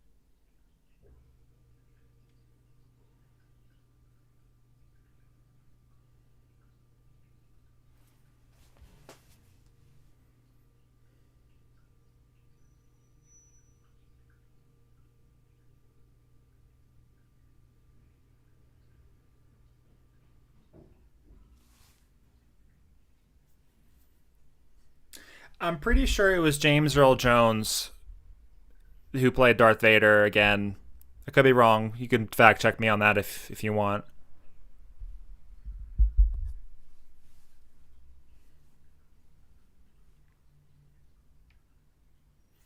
Oh man, this is like the best scene of the movie.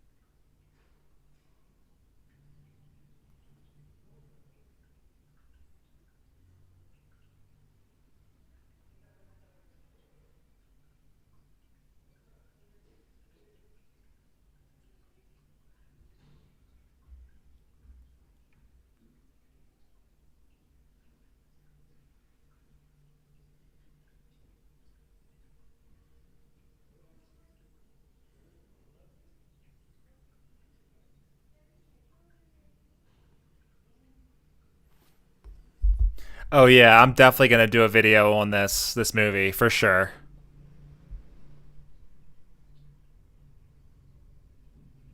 True, blonde. You're right.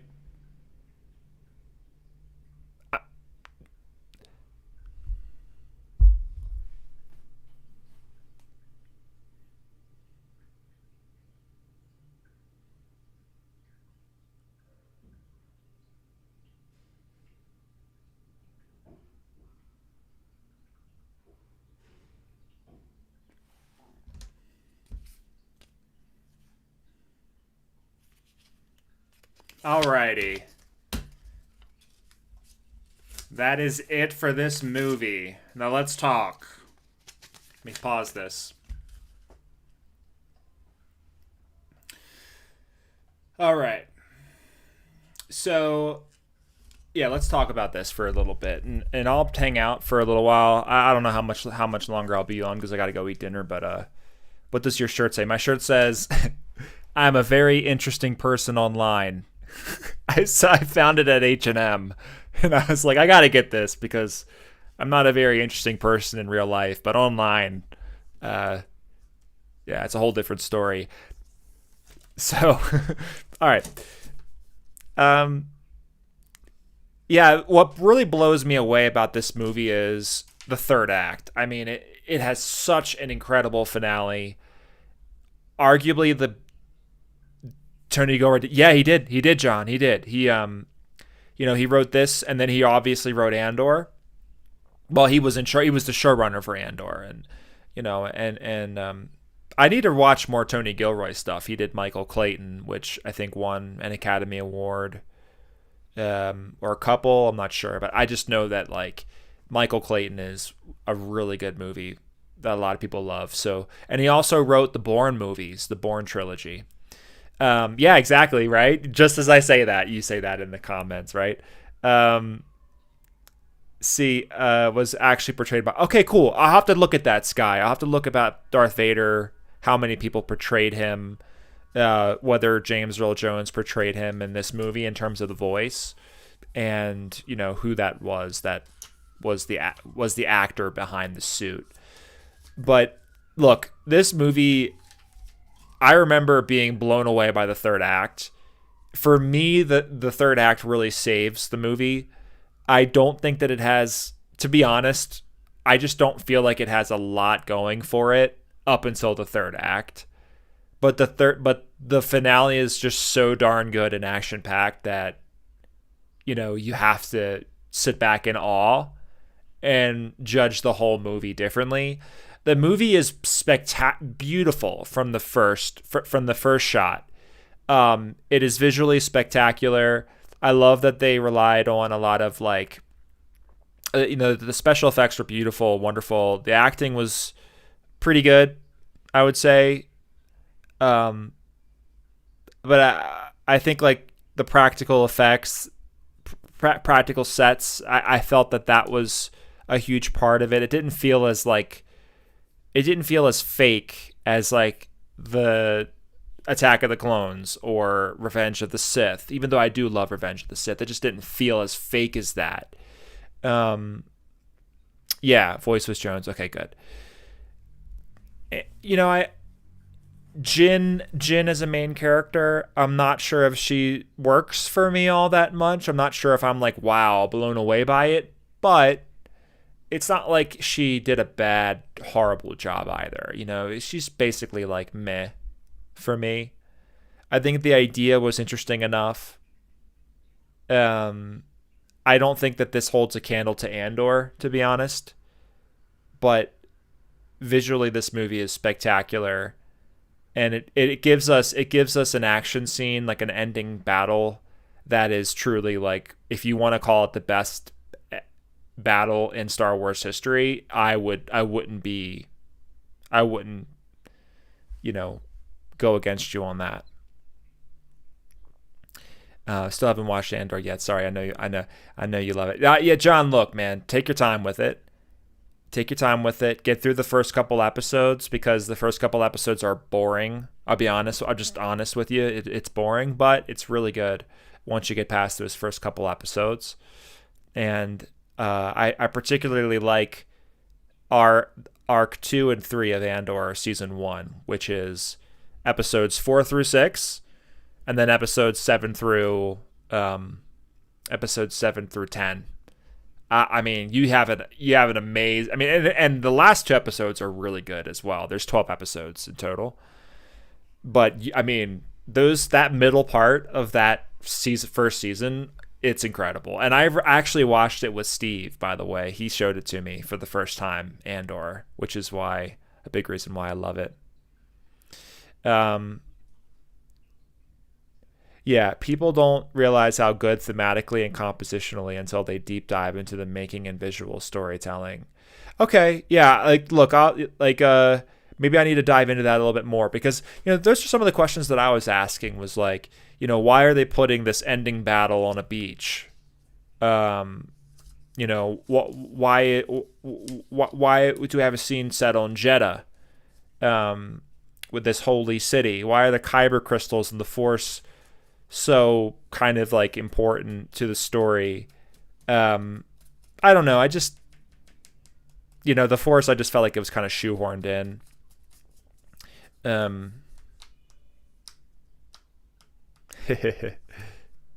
only weak part is Act 1. Yeah. I actually think like the middle part of it is a little weak as well. Them going to the planet where Jalen Erso is, and I don't know. it just didn't do a lot for me, that middle part. I liked everything up until Jedha, everything up until the part where they destroy the holy city, is really good. I like it a lot. And then I think like the middle part where they go to that other planet that's rainy and dark and foggy, I just don't know about that part. And then the ending is amazing. That's just me though.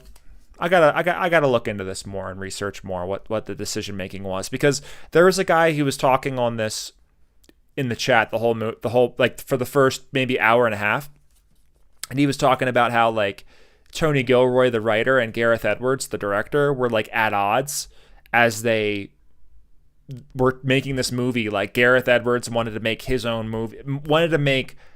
movie, and Tony Gilroy wanted to make a different kind of movie. And so Tony Gilroy wanted to make more of an espionage focused movie, and Gareth Edwards wanted to make like a spectacle, typical Star Wars spectacle movie. And so they had these like kind of warring opinions and ideas about what the movie should be. Andor is so good it supersedes my attention span. And because I know why the choices they made in production, because I'm a film student. Oh, that's really cool. Yeah, let me know, Broseph. Let me know like what are some of the other amazing Tony Gilroy projects. Obviously we know the Bourne trilogy, and we know The Bourne Legacy as well. I think he wrote that. Obviously, Michael Clayton, I've heard of, but let me know. Let me know because he directed Michael Clayton, and I'm pretty sure he said that like he would never want to direct a movie ever again after that. It just wasn't for him. I could be wrong, but Tony Gilroy, massive respect to this dude. He is one of the best writers in Hollywood, bar none. Well, in Hollywood, one of the best writers in the film industry at large. He's just incredible. After watching Andor and dissecting it, and just seeing like all of the complexity to the characters, the ways that the design and the sets and the costumes, everything kind of, and the story events kind of fed into what they were trying to say, the messages of the show. It was just so beautiful, and it is a masterpiece, an absolute masterpiece. That show. I don't like it's Star Wars at its absolute peak, in my opinion. So Rogue One, I'd probably say, is the best Disney Star Wars movie of the Disney Star Wars era. I'd put it in the top 5 Star Wars movies. And I think visually it's one of the best Star Wars movies ever, if not the best, just visually. So yeah, there you have it. That's kind of like what I think about the movie and what I think about kind of Tony Gilroy and his genius. I can't wait to dive into how they made this movie, talk about how they shot it, talk about the visuals, the production process, some of the important decisions that were made, the inspiration behind it. Like I really want to dive into that in a video that should come out next week. I'm making a video now about how Andor radicalized my worldview. So yeah, that's gonna be a lot different from what you typically get from me, and it's just an idea that I'm gonna try. But I started writing the script today, and I'm like, I don't know if this is gonna be any good. Maybe it will, but maybe it won't. And if it won't, then it's just a video, and I can move on. But Rogue One, I'll start working on that one, and that should come out next week. So yeah. Yeah.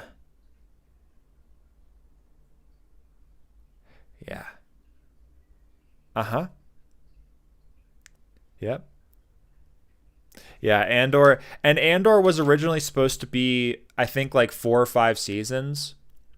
And so they made it 2 seasons because once they were in production on season 1, they realized like this is way too big of an undertaking. It's going to take way too much time to do this over 5 seasons, which will take like a decade of our lives. Like we're just going to do 2 seasons. And they spent a lot of money on Andor. They I think they spent like, I don't even know how much money they spent making it, but they spent a lot of money making it. I think like 500 million was the budget. I could be wrong. Over 2 seasons. Not sure.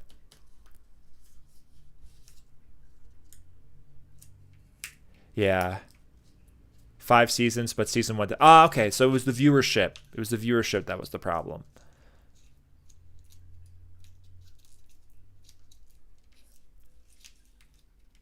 The worldview that government and control is a bad thing because they slowly choke your rights away until they control you. Broseph, I love you, man. Yeah. Basically, no. I'm going to be talking a lot about like, I don't know, like whether you think I'm late to this party or whether you think I'm stupid or naive or whatever. That's completely okay, But I think like Andor kind of came at a perfect time in my life when I was already kind of questioning so many different things. And I just saw like how, it's hard to put into words. I just saw how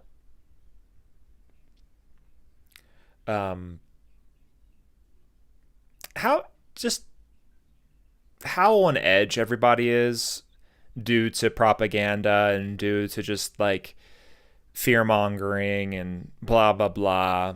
People on both sides of the political spectrum, and just how like I feel like the point of Andor is to show like what it actually means to rebel, and not just like rebel against like a government or something, or like, you know, a regime or whatever.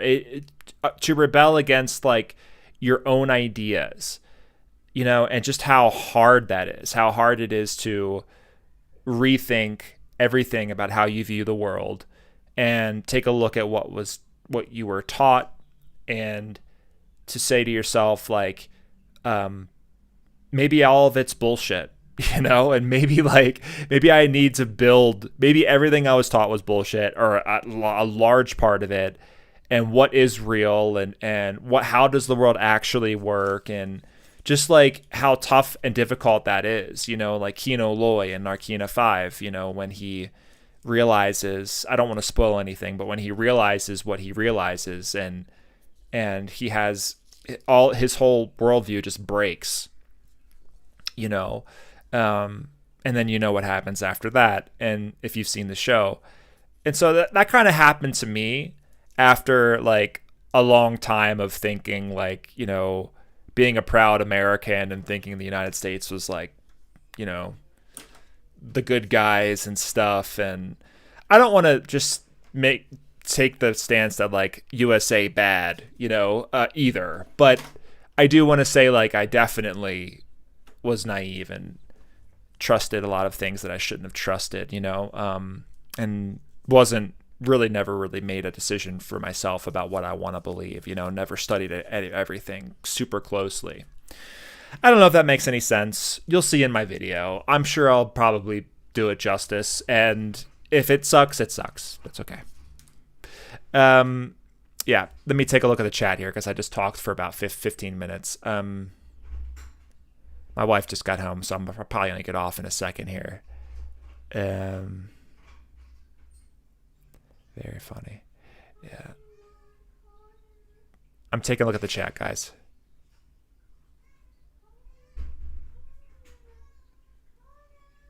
Divide and then conquer. If you think Andor makes a political statement, then watch the Daredevil revival series. I will, John. You know, we watched the first Daredevil episode, me and Dahlia. We loved it. Well, actually, I loved it. I don't know if she was like super into it, but I loved it. So I definitely got to like watch. I know there's a lot of really good acting in that show, and really good stuff. Yeah, exactly, Broseph. Yeah. So I'm going to be talking about a lot of that stuff. Lo siento, babe. Estoy en vivo. 2 minutos, babe. So yeah, that's just how it is.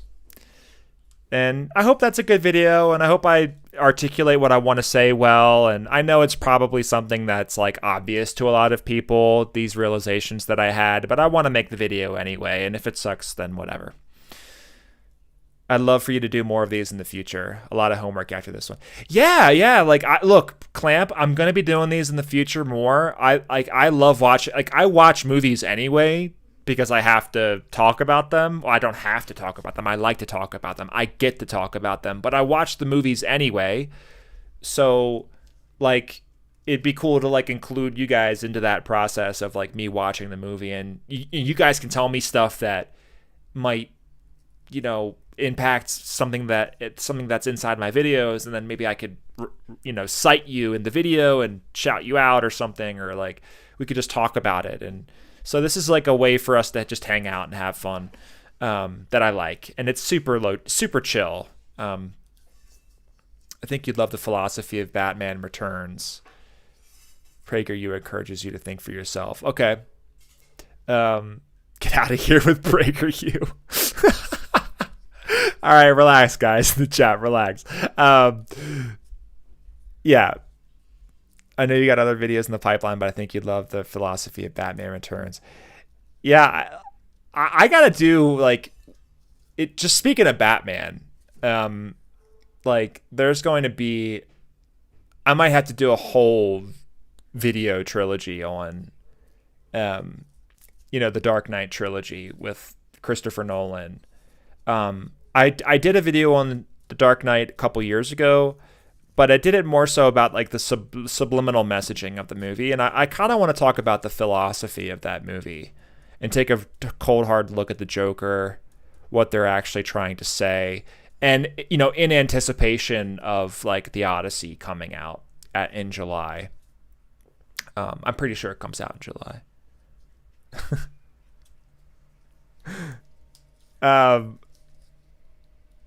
No worries, guys. Chill. It's all good in the chat. Chill. All right, my friends. Well, more Pluribus videos. All right, essays just for myself wanted, but damn, love hearing. Yeah, Blonde. I might have to make some more. I might have to make a Pluribus video about the philosophy of it. Now that I'm getting more into less about the subliminal messaging and more into the philosophy of it.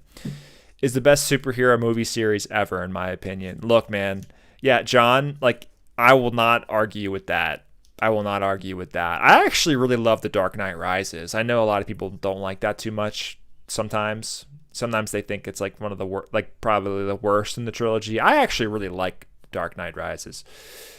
The cat. Oh yeah, my cat Dora is around here somewhere. All right, my friends. Hey, this was so much fun.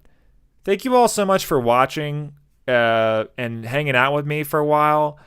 New one, we'll do another watch party soon. I'll let you know in my videos when the watch party will be, and if you're subscribed to me on Substack, like, you'll get it in the email that I send out. In the emails that I send out. My Substack is Filmalysis. You can find me at substack.filmalysis.com or filmalysis.substack.com. I'm not sure exactly which one, or you can just look up Filmalysis Substack on Google and you'll find me. And you could subscribe if you want to like get updates via email about this kind of stuff. So yeah. No worries, y'all. Skyscraper, thanks for hanging out. Blondie, thanks for hanging out. Broseph, thanks for coming and chilling. President Clamp, amazing to hear from you about everything the whole time. That was so much fun. John, always a pleasure. And tell Greg I said what's up. If Chris is over there right now, I love you, Chris. Can't wait to see you again someday, man. And yeah, have a good rest of your evening, y'all. Bye bye.